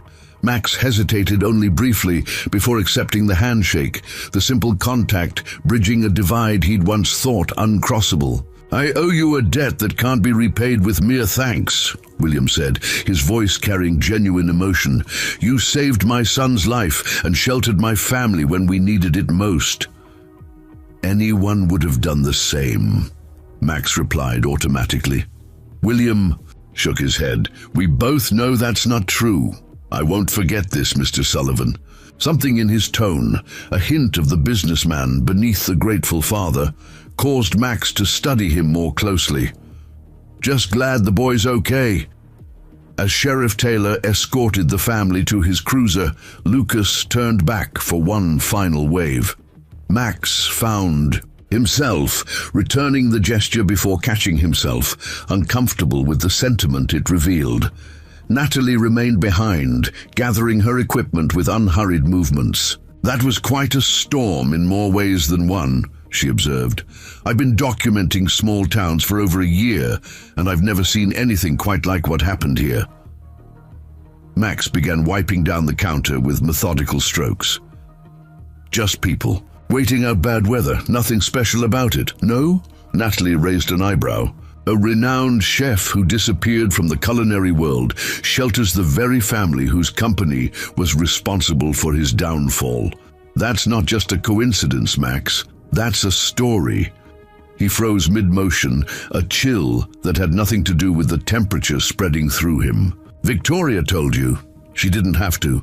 Natalie's expression softened. "I recognize your work. I did a piece on Chicago's restaurant scene about 5 years ago, right around the time Sullivan's closed. Your cooking is distinctive. I suspected who you were that first night, but it wasn't my place to say anything." Max resumed wiping, his movements more aggressive. "There's no story here, nothing worth documenting." "I disagree," Natalie countered gently. "What I witnessed over the past 2 days was reconciliation in microcosm, the human face of corporate expansion meeting the human cost of it. That's exactly what my documentary explores." "I'm not interested in being part of your film," Max said. Flatly, Natalie studied him for a long moment before nodding. "I respect that, but consider this. Stories have power. They can maintain the status quo, or they can catalyze change." She hefted her camera bag onto her shoulder. "The Harringtons saw you as a person these past 2 days, not just collateral damage in a business transaction. That matters, Max." Left alone in the diner as Natalie departed for the inn, Max found himself in unsettling silence. For the first time in 5 years, the solitude he'd cultivated felt less like protection and more like confinement. The Harringtons had blown into his life on the wings of a blizzard, disrupting more than just his daily routine. They'd unsettled the very foundations of the identity he'd constructed since leaving Chicago. Outside, Pine Haven gradually returned to life. Neighbors helped neighbors dig out driveways. Children constructed elaborate snow forts from the abundant raw material. The community Max had joined but never fully entered continued its resilient adaptation to mountain life and its challenges. He moved to the window, watching as Sheriff Taylor's cruiser disappeared around the corner, carrying the Harringtons back to their interrupted vacation and eventually to their privileged life in Chicago. The encounter that had seemed so monumental inside the confines of the storm-besieged diner already felt like it was fading into anecdote. An unusual experience to be recounted at future dinner parties, perhaps, but nothing truly transformative. And yet Max found himself recalling the care with which Lucas had transcribed his hot chocolate recipe, the genuine appreciation in Victoria's assessment of his cooking, William's parting words with their hint of something beyond mere gratitude. Small moments that had cracked the protective shell he'd built around himself, allowing glimpses of a different future than the one he'd resigned himself to. The phone rang, startling him from his thoughts. Ruth's voice came through with customary directness. "Max, Sheriff Taylor says the worst is over. How's my diner?" "Fine," he assured her. "Generator kept everything running. No pipes burst." "And those people who got stranded there?" He mentioned a family with a sick kid. "Gone now. Sheriff gave them a lift to their car about 20 minutes ago." Ruth's relieved sigh was audible, even through the poor connection. "Good. Listen, the roads to my sister's place won't be clear until tomorrow at least. Think you can handle opening?" "For limited service later today. Town's been shut down for 2 days. Folks will be looking for a hot meal and company." Max hesitated, the prospect of returning to normal diner operations suddenly feeling like donning clothes he'd outgrown. For 2 days, he'd cooked with purpose again, creating food that reflected his true capabilities rather than merely filling stomachs. "Max, you still there?" "Yeah," he replied, making a decision that surprised him even as the words left his mouth. "Actually, Ruth, I was thinking of trying something different today, a special menu. Comfort food, but elevated a bit, given the circumstances." The silence on the other end lasted so long that Max wondered if the connection had failed. "You want to cook real food?" Ruth finally asked, disbelief evident in her voice. "Not just the standard diner fare?" "Just today," Max clarified quickly. "People have been through a lot with the storm, might appreciate something special." Another pause, shorter this time. "Well, I'll be damned. 3 years you've been flipping burgers and slinging hash like it was beneath you, and suddenly you want to flex those fancy chef muscles?" Her tone softened. "About time, if you ask me. Do whatever you want with the menu today. Just don't scare off my regulars with anything too bizarre." After hanging up, Max stood in the center of the diner, possibility expanding around him like the clearing skies outside. One special menu wouldn't change the past. It wouldn't rebuild what had been taken from him. But perhaps, like the snow transforming Pine Haven's familiar landscape, it could reveal new contours in a life he'd thought permanently defined by loss. He moved to the kitchen, mentally inventorying available ingredients and considering what he could create that would be both approachable for Ruth's regular customers and satisfying to his long-neglected standards. For the first time in 5 years, Maxwell Sullivan allowed himself to think like a chef again, if only for one day. Outside, the sun continued its work, beginning the slow transformation of Pine Haven from isolated winter outpost back to bustling mountain community. Change was coming, to the landscape, to the town, and perhaps even to the solitary cook who had found unexpected connection amidst the storm's fury. The news spread through Pine Haven with the efficiency that only small towns can manage. Max Sullivan was cooking a special post-blizzard menu at the diner. By noon, a line had formed outside the entrance, residents eager to emerge from their snowbound homes and reconnect with neighbors over a meal that promised to be unlike Ruth's standard fare. Max moved through the kitchen with a focus he hadn't permitted himself in years. He'd inventoried the pantry and freezer, discovering resources Ruth had stocked, but he had never fully utilized. Local game that Hank Morgan had contributed after successful hunting trips, preserves and pickles from Martha Wilson's garden, root vegetables that had weathered the power outage in the cool storeroom. With these humble ingredients, Max began composing dishes that honored their origins while elevating them through technique and imagination. A venison stew simmered on the back burner, enriched with juniper berries and a splash of bourbon from the bottle Ruth kept for special occasions. Fresh bread rose on the warming shelf, the yeast working steadily in the kitchen's heat. Max had even discovered a cache of local cheeses in the refrigerator's bottom drawer, neglected in favor of the pre-sliced American that topped the diner's burgers. Natalie arrived as Max was laying out plates for service, her camera slung over her shoulder. "Mind if I document this?" she asked, gesturing toward the unusual preparations.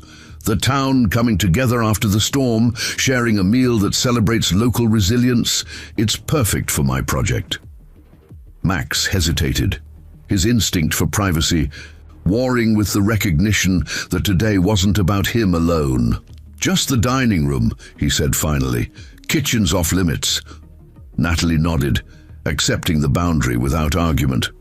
"I heard people talking about your special menu at the inn. Word travels fast around here." "Small towns," Max acknowledged with a shrug. Though privately he'd been surprised by the enthusiastic response. He'd expected perhaps a handful of curious diners, not the steady stream of Pine Haven residents now filling the booths and counter seats. "This isn't just about feeding people after a storm, is it?" Natalie observed, her filmmaker's instinct for narrative evident. "It's about reclaiming something." Max turned away from her perceptiveness, uncomfortable with having his motivations so easily read. "It's about using up perishables before they spoil," he muttered, though they both knew it was far more than that. He opened the diner precisely at noon, moving among the tables with a confidence he hadn't displayed in his 3 years at Ruth's establishment. Instead of reciting the day's specials with disinterest, he described each dish with precision and quiet pride, explaining the origins of key ingredients and the techniques that transformed them. Sheriff Taylor occupied his usual stool at the counter, eyebrows rising in appreciation as Max set a bowl of venison stew before him. "This isn't your usual kitchen work, Sullivan," he observed after the first spoonful. "Been holding out on us?" Max adjusted the placement of the accompanying bread with unnecessary precision. "Just felt like doing something different after the storm." "Well, different suits you," the sheriff replied, breaking off a piece of bread to soak up the rich broth. "Seems like those Harringtons left quite an impression." Max tensed slightly at the mention of the family. "How'd they get on?" "Made it to Aspen all right, far as I know. Got them to their car, which started up fine once we dug it out. Mr. Harrington was mighty generous with his thanks, tried to give me a $100 bill for the ride." "Let me guess," Max said wryly. "You refused?" Sheriff Taylor grinned. "Told him we don't take payment for helping folks in need around here, though I did suggest a donation to the volunteer fire department if he was feeling charitable." His expression grew more serious. "That boy of theirs asked about you all the way to their car. Seemed pretty attached after just a couple days." Max busied himself wiping down an already clean section of counter, unwilling to acknowledge the twinge of emotion the sheriff's observation provoked. Lucas's earnest interest in cooking, his wide-eyed appreciation of Max's skill, these had penetrated defenses Max had thought impervious. The diner filled to capacity as afternoon progressed, familiar faces mingling with those Max recognized but had never truly engaged with during his time in Pine Haven. Hank Morgan arrived with his wife Alice, claiming a corner booth and nodding appreciatively at the venison stew. "Using that buck I brought in last November," the mechanic observed with satisfaction. "Knew you'd do something proper with it eventually." Mayor Jenkins made an appearance, making a show of sampling each special and pronouncing them worthy of establishments in Denver or beyond. Natalie moved through the space with her camera, capturing the community's reunion after the isolating storm, occasionally casting thoughtful glances toward Max that he deliberately avoided acknowledging. As the lunch rush began to wane, Max emerged from the kitchen to check on his customers, a chef's habit he'd abandoned years ago along with his professional identity. The dining room hummed with conversation and appreciation, creating an atmosphere entirely different from the diner's usual functional efficiency. "You've transformed this place," Natalie observed, joining him near the coffee station. "Not just the food, the entire feeling." Max shrugged, uncomfortable with her assessment despite recognizing its accuracy. "It's one day. Things go back to normal when Ruth returns tomorrow." Natalie studied him with the penetrating gaze he'd come to recognize as her documentary filmmaker's perspective. "Does normal still fit you, Max? After what happened during the storm?" The question hit with unexpected force, articulating the disquiet that had been building since the Harringtons' departure. Did normal, his self-imposed exile, his deliberate diminishment of his talents, his carefully maintained bitterness, still fit? Or had it become a constraint rather than a protection? Before he could formulate a response, the bell above the diner door chimed. Max turned, expecting another local resident seeking connection and sustenance after the storm. Instead, William Harrington stood in the entrance, snowmelt dampening his expensive boots as he surveyed the crowded diner with evident surprise. Max froze, coffee pot suspended mid-pour. The dining room's ambient conversation dipped momentarily as Pine Haven's residents assessed the newcomer, clearly an outsider, clearly wealthy, clearly unexpected. William spotted Max and moved purposefully toward him, navigating between tables, with the confidence of a man accustomed to entering unfamiliar territories. "Mr. Sullivan," he greeted, his voice carrying the precise blend of authority and cordiality that had likely served him well in corporate boardrooms.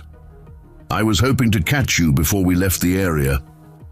Max set down the coffee pot with careful control, aware of the curious gazes now directed their way. "Thought you'd be halfway to Aspen by now." "Change of plans," William replied, gesturing toward an empty booth in the corner. "Do you have a moment? I'd like to discuss something with you." Every instinct urged Max to refuse, to retreat behind the counter and maintain the distance between his present life and the man who represented his lost past. But curiosity, and something else he wasn't ready to name, propelled him toward the booth. "Make it quick," he said, sliding into the seat opposite William. "We're busy today." William glanced around at the crowded diner, taking in the empty plates and satisfied expressions. "So I see. Sheriff Taylor mentioned you were doing something special for the town after the storm." He inhaled appreciatively. "It smells extraordinary in here." "What do you want, Mr. Harrington?" Max asked directly, unwilling to engage in pleasantries with the man whose company, if not the man himself, had dismantled his career. William's expression sobered. "First, to thank you again for what you did for my family, particularly for Lucas. His asthma attacks can be frightening. Your knowledge and quick thinking made a critical difference." Max nodded once, acknowledging the gratitude without accepting it fully. "And second, William continued, meeting Max's gaze directly, "I'd like to offer you a proposition." "Not interested in selling the diner?" Max replied immediately. "It's not mine to sell, and Ruth wouldn't consider it anyway." William shook his head. "That's not why I'm here." He leaned forward slightly, his expression shifting from polite businessman to something more genuine. "Victoria told me who you are, about Sullivan's in Chicago, about what happened." Cold spread through Max's chest, followed quickly by heat. "When?"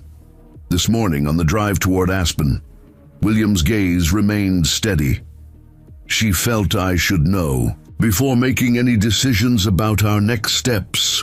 Next steps, Max repeated flatly. There are no next steps, Mr. Harrington. Your company destroyed my restaurant 5 years ago. I've built a new life. End of story. William was silent for a moment, his expression contemplative. Is it? Because what I witnessed over the past 2 days was a chef of extraordinary talent working as a short-order cook. What I'm seeing right now, he gestured toward the dining room filled with satisfied customers, suggests that arrangement may no longer be satisfying for you. The accurate assessment provoked a flare of defensive anger. You don't know anything about me or what satisfies me. True, William conceded with unexpected humility, but I know talent when I see it. I know passion, even when it's being deliberately suppressed. And I know that what happened to Sullivan's was wrong. Max stared at him, caught off guard by the direct acknowledgement. Victoria said you weren't personally involved. I wasn't, William confirmed, but I was CEO. The corporate culture that allowed Bradley Parker to employ those tactics existed. Under my leadership, that responsibility is ultimately mine. The frank admission disarmed Max's prepared defenses. For 5 years, he'd maintained a simplistic narrative of corporate villainy, with William Harrington as its faceless embodiment. The man sitting before him, taking ownership of his company's failures while seeking some form of resolution, complicated that narrative beyond recognition. What exactly do you want from me? Max asked finally. William took a deep breath. I want to offer you the opportunity to rebuild. Not Sullivan's exactly. That moment has passed. But something new, something that honors your vision while expanding it. He paused, gauging Max's reaction. We've been developing a new initiative called Heritage Kitchens, small-scale chef-driven restaurants focusing on regional American cuisine, each with complete creative independence. Max's professional interest stirred despite his reservations. Sounds like a departure from your usual model. It is, William acknowledged. The company has drifted from my father's original vision. We started with one diner serving honest food made with care and somehow ended up with 1,000 increasingly homogenized restaurants. Something like regret crossed his features. Victoria's been saying for years that we've lost our way. Watching you cook for my family during the storm, I realized she was right. The conversation had veered into territory Max hadn't anticipated. William Harrington expressing doubt about his corporate empire, acknowledging missteps, proposing a return to culinary fundamentals. Why me? Max challenged. There are hundreds of talented chefs who don't have reason to despise your company. William smiled slightly. Because you feed people like it matters. Because your approach to ingredients, honoring their origins, transforming them through technique rather than disguising them, aligns perfectly with what Heritage Kitchens aims to achieve. He glanced around the diner. And because my son hasn't stopped talking about your cooking since we left this morning. Despite himself, Max felt a flicker of pleasure at the mention of Lucas. The boy has good taste. He does, William agreed. He also has an uncanny ability to recognize authenticity, something I may have lost sight of along the way. A silence fell between them, filled with the ambient sounds of the diner. Conversations, silverware against plates, the hiss of the espresso machine that Max had coaxed back to life that morning. In that quiet moment, Max confronted the truth he'd been avoiding since the Harringtons had entered his life. His bitterness, however justified initially, had become a prison of his own making. I'm not interested in joining your corporate structure, he said finally.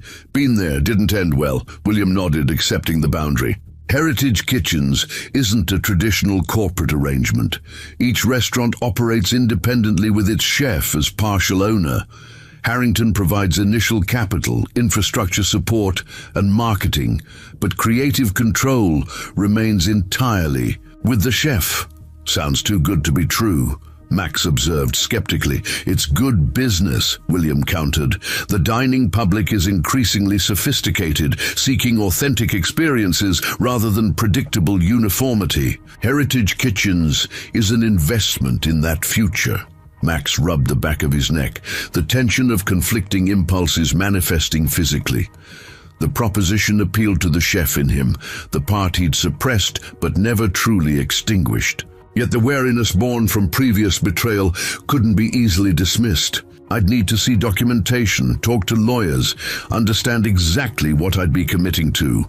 Of course, William agreed readily. I wouldn't expect anything less. All I'm asking for today is your willingness to consider the possibility. Before Max could respond, Natalie appeared at their table, her filmmaker's instinct for dramatic moments apparently intact. "Sorry to interrupt," she said, though her expression suggested the opposite. "Max, people are asking if there's going to be dinner service as well. Word about the venison stew has apparently reached the next town over." Max glanced toward the kitchen, mentally calculating remaining ingredients and potential menu adaptations. The prospect of continuing this unexpected culinary expression, of cooking food that reflected his true capabilities rather than merely meeting basic expectations, was undeniably appealing. "Tell them yes," he decided, rising from the booth. "Limited menu, first come, first served." Natalie smiled knowingly before departing to spread the word. Max turned back to William, who watched him with evident interest. "You enjoy this," William observed, "creating food that connects with people. It's not just technique for you, it's communication." The assessment was uncomfortably accurate. "Need to prep if we're doing dinner service," Max said, avoiding a direct response. "Whatever you're proposing, leave the information. I'll look it over." William reached into his jacket pocket, producing a slim folder. "Contact details, preliminary Heritage Kitchens concept overview, and the structure of chef partnerships." He placed it on the table between them. "Take your time. This isn't a snap decision." As Max reached for the folder, William added, "One more thing. Lucas asked me to give you this." He withdrew a folded piece of paper from his pocket and handed it to Max. Opening it revealed a child's drawing, unmistakably the diner, rendered in crayon, with a tall figure in a white coat standing proudly in the center. Beneath the image in careful print, "Thank you for teaching me about food, from Lucas." Max stared at the drawing, unexpectedly moved by the simple expression of gratitude and connection. The boy had seen him, not just the diner cook, not just the man who'd sheltered his family during a storm, but the chef he had once been and perhaps could be again. "He's got talent," Max said gruffly, carefully refolding the drawing.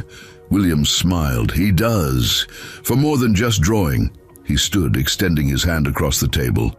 "Thank you again, Mr. Sullivan, for everything." This time, Max accepted. The handshake without reservation, the simple human contact, bridging divides of experience and expectation. As William departed, navigating through the still crowded diner with a parting wave, Max remained at the booth, the folder and Lucas's drawing before him like artifacts from alternate futures. Natalie reappeared, her expression suggesting she'd witnessed the entire exchange. "That looked intense," she observed, sliding into the booth opposite Max. "Care to share what that was about?" Max gathered the folder and drawing, tucking them carefully into his apron pocket. "Not particularly." "Fair enough." Natalie gestured toward the kitchen.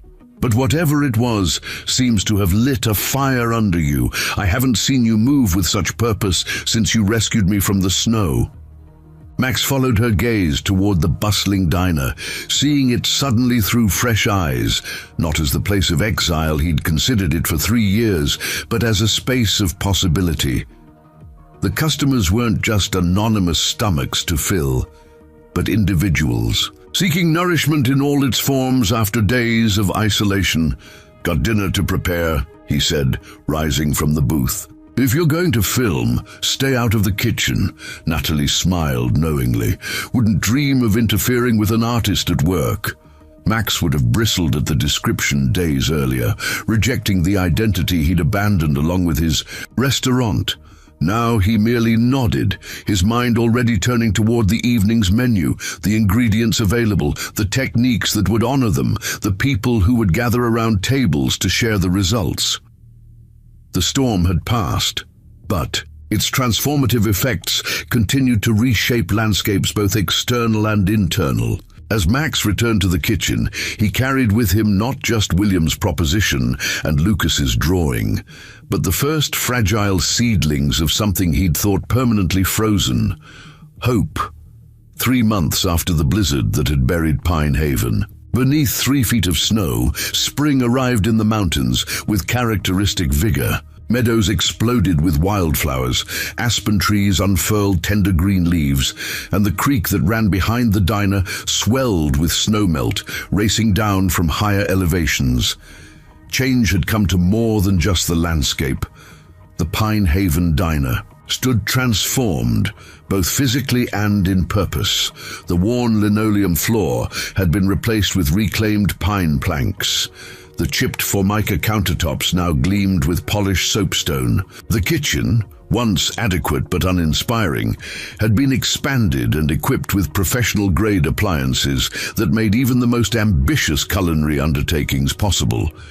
But the most significant transformation had occurred in the man who now moved confidently through this revitalized space. Max Sullivan, no longer just a diner cook but once again a chef, supervised final preparations for the evening service, his practiced eye missing nothing as he inspected each station. "Mark, the venison needs to rest longer before slicing," he instructed a young cook who'd joined the kitchen staff 2 weeks earlier. "Remember what we discussed about carryover cooking?" "Yes, chef," Mark responded, adjusting his approach with evident eagerness to learn. The formal address, chef rather than Max or Sullivan, still occasionally caught him off guard, a reminder of the identity he'd reclaimed after years of deliberate obscurity. The journey from embittered exile to his current role had not been straightforward or without doubts, but standing in this kitchen, overseeing a menu of his own creation, Max felt a sense of rightness that had eluded him for 5 years. Ruth pushed through the swinging door from the dining room, clipboard in hand. "Reservations are full again tonight," she announced, satisfaction evident in her voice. "3rd weekend in a row. Never thought I'd see the day when people needed to book a table 2 weeks in advance at my diner. Not just your diner anymore," Max reminded her, though without rancor. Their partnership, formalized after weeks of negotiation and careful consideration, had transformed Ruth's dependable but unremarkable establishment into Pine Haven's first destination restaurant, drawing diners from neighboring towns and even Denver on weekends. "Still getting used to that," Ruth admitted, "though I can't complain about the profit margins." After William Harrington's unexpected proposition that day following the blizzard, Max had spent weeks examining the Heritage Kitchen's concept from every angle, seeking potential pitfalls, hidden agendas, or any sign that history might repeat itself. He'd consulted lawyers, studied contracts, and even traveled to Chicago to meet with other chefs considering similar partnerships. What he'd discovered surprised him. William Harrington appeared to be genuinely committed to reinventing aspects of his company, returning to the principles of quality and authenticity that had launched his father's original diner decades earlier. The Heritage Kitchens initiative represented not just a business diversification, but something approaching a philosophical course correction. In the end, Max had proposed a variation on William's offer, rather than opening an entirely new restaurant. He suggested partnering with Ruth to transform the existing diner. The arrangement preserved what made Pine Haven special while elevating the culinary experience to reflect Max's capabilities. For Ruth, it meant less daily operational responsibility, but greater financial security. For Max, it offered a path forward that honored both his past excellence and his present community. The dining room began filling precisely at 5, a mix of locals and visitors creating a pleasant hum of anticipation. Unlike typical fine dining establishments, the reinvented diner maintained a relaxed atmosphere where flannel shirts mingled comfortably with cashmere sweaters, and conversations flowed as freely as the locally produced wines Max had added to. The menu. Sheriff Taylor claimed his usual stool at the counter, though he now used it to enjoy Max's elevated comfort food rather than just coffee and pie. "Evening, chef," he greeted with a grin that acknowledged the formality was partly in jest between old acquaintances. "What's the special tonight?" Max pointed toward the chalkboard where the day's offerings were written in Sophie Wilson's artistic script. "Braised bison short ribs with forage mushrooms and stone ground grits. Hank brought the bison in yesterday." "Fancy way of saying meat and mush," the sheriff observed good-naturedly, "but I'll take it anyway." The kitchen rhythm accelerated as orders began arriving, Max conducting his small team with the practiced efficiency of someone who had finally returned to his element. Each plate that left the pass reflected the philosophy that had once made Sullivan's in Chicago a critical darling: respect for ingredients, technical precision, and an understanding that food at its best tells a story about place and people. Midway through service, Natalie Brooks entered the diner, camera in hand as usual. She'd extended her stay in Pine Haven well beyond her original timeline, her documentary having evolved to include the diner's transformation as a central narrative thread. Max had initially resisted being featured, but eventually recognized that the story wasn't just about him. It encompassed the entire community and how they'd weathered both literal and metaphorical storms together. "Evening, Max," she greeted, setting up her equipment in the corner they'd designated for filming. "Mind if I get some kitchen footage tonight? The lighting's perfect with the sunset coming through those new windows." Max nodded his permission, no longer uncomfortable with her documentation. "Just stay clear of the line during rush." "Always do," she assured him. "Oh, and you should know, the Harringtons just pulled into the parking lot." Max's hands paused briefly over the plate he was finishing. The Harrington family had visited twice since the blizzard, once for the diner's grand reopening, and again when they'd passed through Pine Haven on their way to their Aspen property last month. Each visit had further cemented the unlikely connection between Max and the family, whose company had once represented everything he resented. "Lucas has been counting down the days," Natalie added with a knowing smile. "Apparently his mother's been letting him practice in their kitchen at home, and he's eager to show you what he's learned." Despite himself, Max felt a surge of anticipation. The boy's enthusiastic interest in cooking had become something of a bright spot in his life.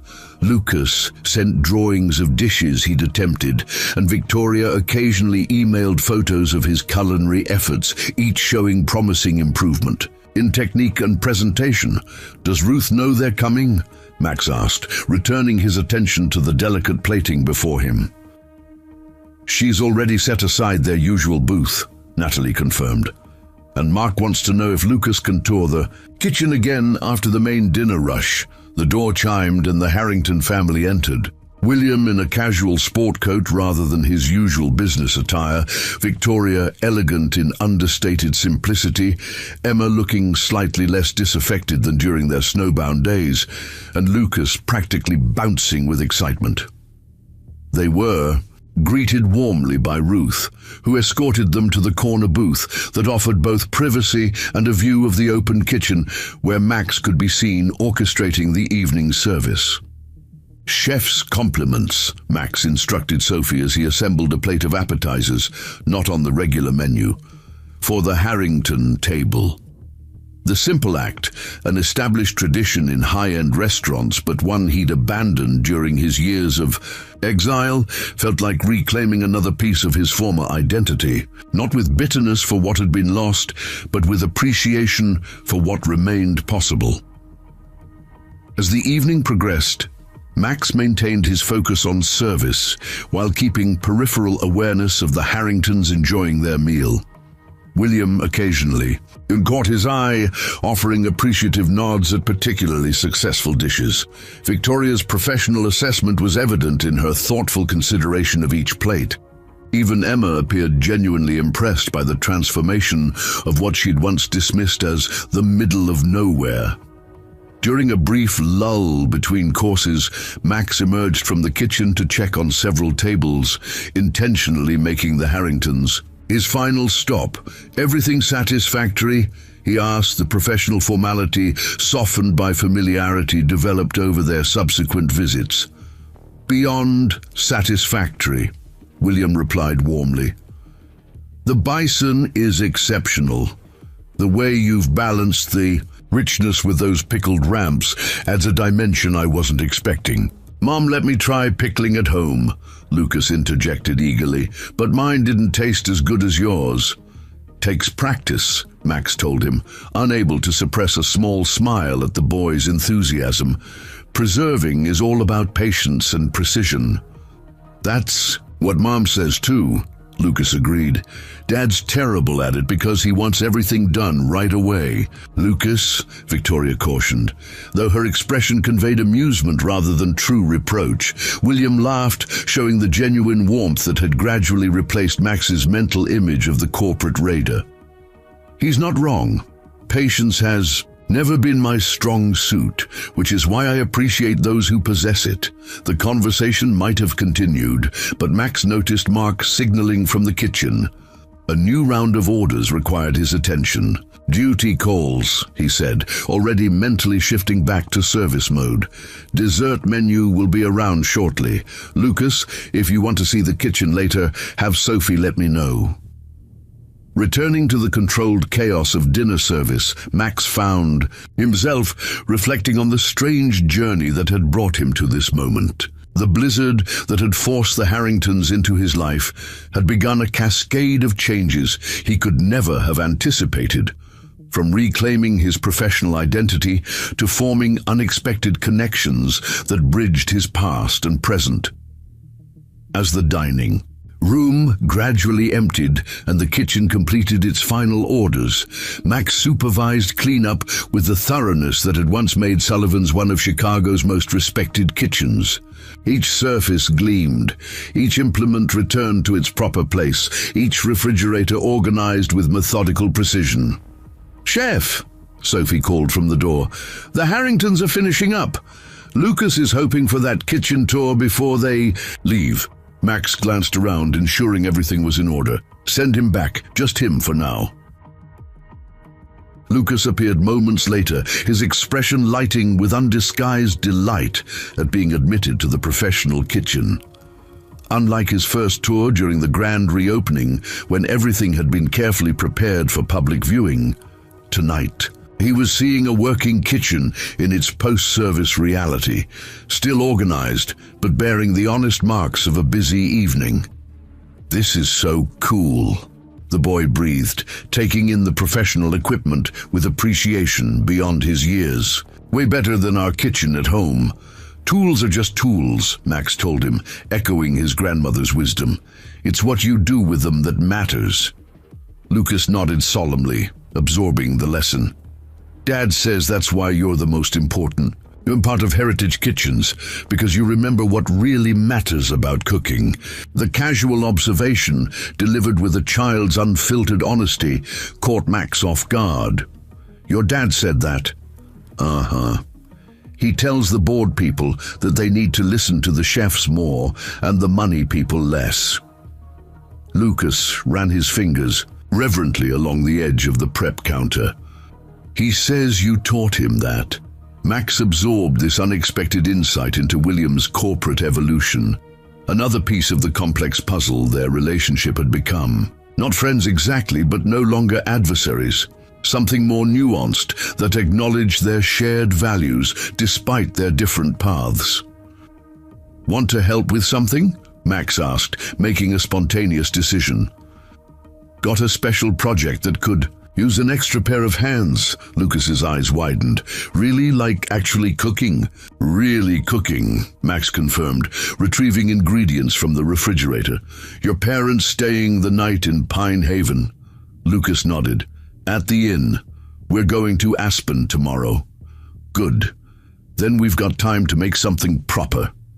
Max handed Lucas an apron, helping him tie it properly. "Ever made ice cream from scratch?" The next hour passed in focused activity as Max guided Lucas through the process of creating a simple vanilla base. He adjusted his instructions to the boy's capabilities without diluting the professional standards, treating him not as a child to be humored, but as a serious student of culinary arts. "Now we chill this overnight," Max explained as they finished. "The base. Tomorrow morning before you leave, come by and we'll churn it, then add the compote we just made. Will it be as good as the dessert we had tonight?" Lucas asked, carefully scraping the last of the mixture into a container. "Different," Max replied. "That's the point of cooking, not to replicate exactly, but to understand the principles that make dishes work." He studied the boy's focused expression. "You really enjoy this, don't you?" Lucas nodded without hesitation. "Mom says I have the touch, like her grandmother. Dad wants me to learn business too, but..." He trailed off, suddenly uncertain. "But cooking speaks to you differently," Max finished for him, recognizing the same pull that had drawn him from his grandmother's kitchen to culinary school decades earlier. "Yeah," Lucas agreed, relief evident in his voice. "Exactly like that." The kitchen door swung open as Victoria entered, her expression softening at the sight of her son standing beside Max at the prep counter, both focused on the task before them. "There you are," she said. "Dad's settling the bill. We should head to the inn soon." "Mom! Chef Sullivan is teaching me to make ice cream from scratch. Real ice cream, not from a machine or a mix. We have to come back tomorrow to finish it." Victoria met Max's gaze over her son's head, gratitude evident in her expression.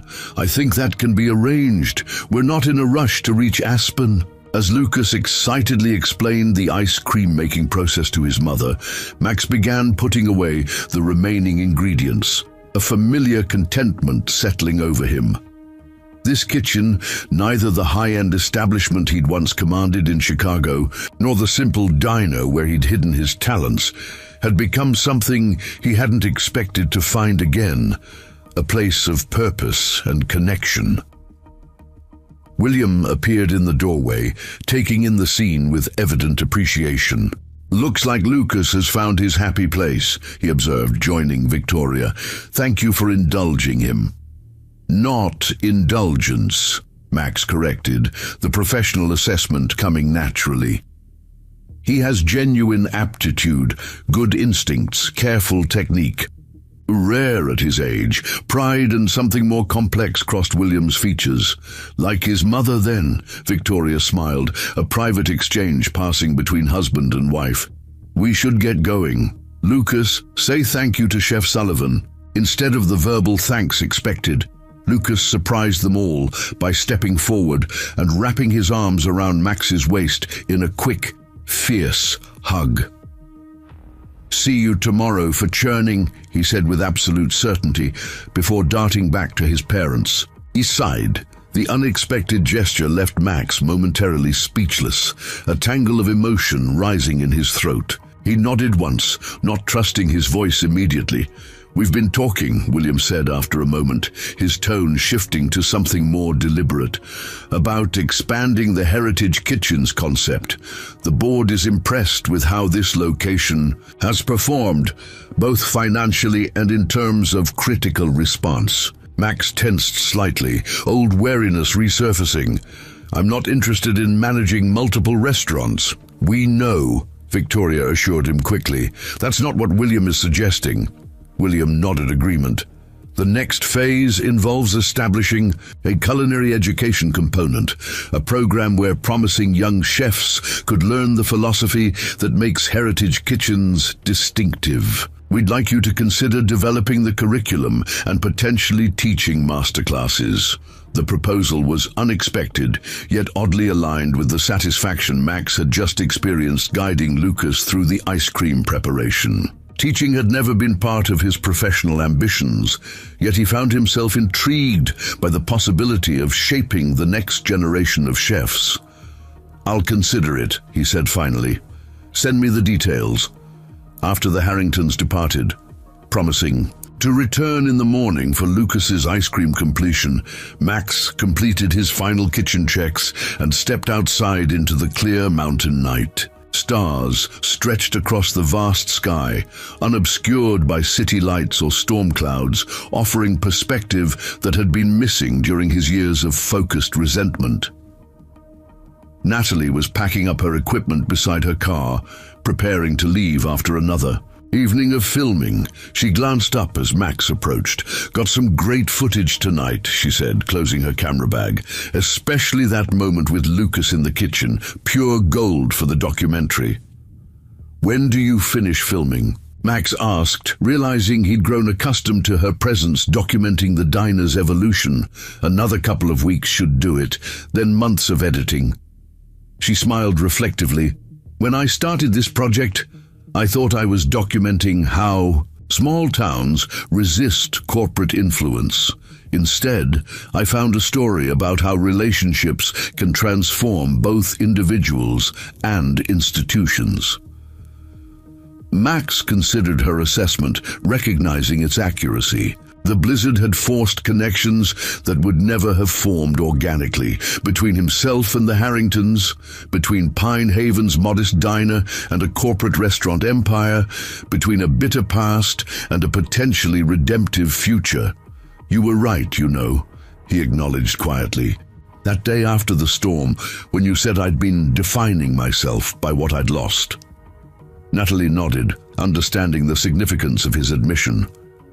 "And now?" Max glanced back at the renovated diner, its warm lights promising nourishment, its kitchen containing possibility, its very existence representing his journey from isolation to renewed purpose. "Now I'm defining myself by what I'm building," he replied simply. The mountain air carried the scent of pine and possibility, reminiscent of that first morning after the blizzard, when the transformed landscape had hinted at new beginnings. Max breathed it in deeply, no longer fighting the currents of change, but allowing himself to move with them toward a future he was actively choosing rather than merely enduring. Tomorrow, Lucas would return to complete his ice cream. The heritage kitchen's proposal would require careful consideration. Ruth would tally the evening's impressive receipts. Pine Haven would continue embracing the establishment that had become its heart. And Max Sullivan, once celebrated chef, once embittered exile, now something altogether new, would continue the work of nourishing not just bodies, but the connections that sustained a community through all seasons. The storm had passed, leaving behind not devastation, but transformation. In its wake, Max had discovered that sometimes salvation arrives in unexpected forms, even as a family seeking shelter on a snowy night, unaware that their presence would thaw more than just the frozen landscape. The end. Up next, 2 more incredible stories are waiting for you right on your screen. If you enjoyed this one, you won't want to miss this. Just click to watch. And don't forget to subscribe. It would mean a lot.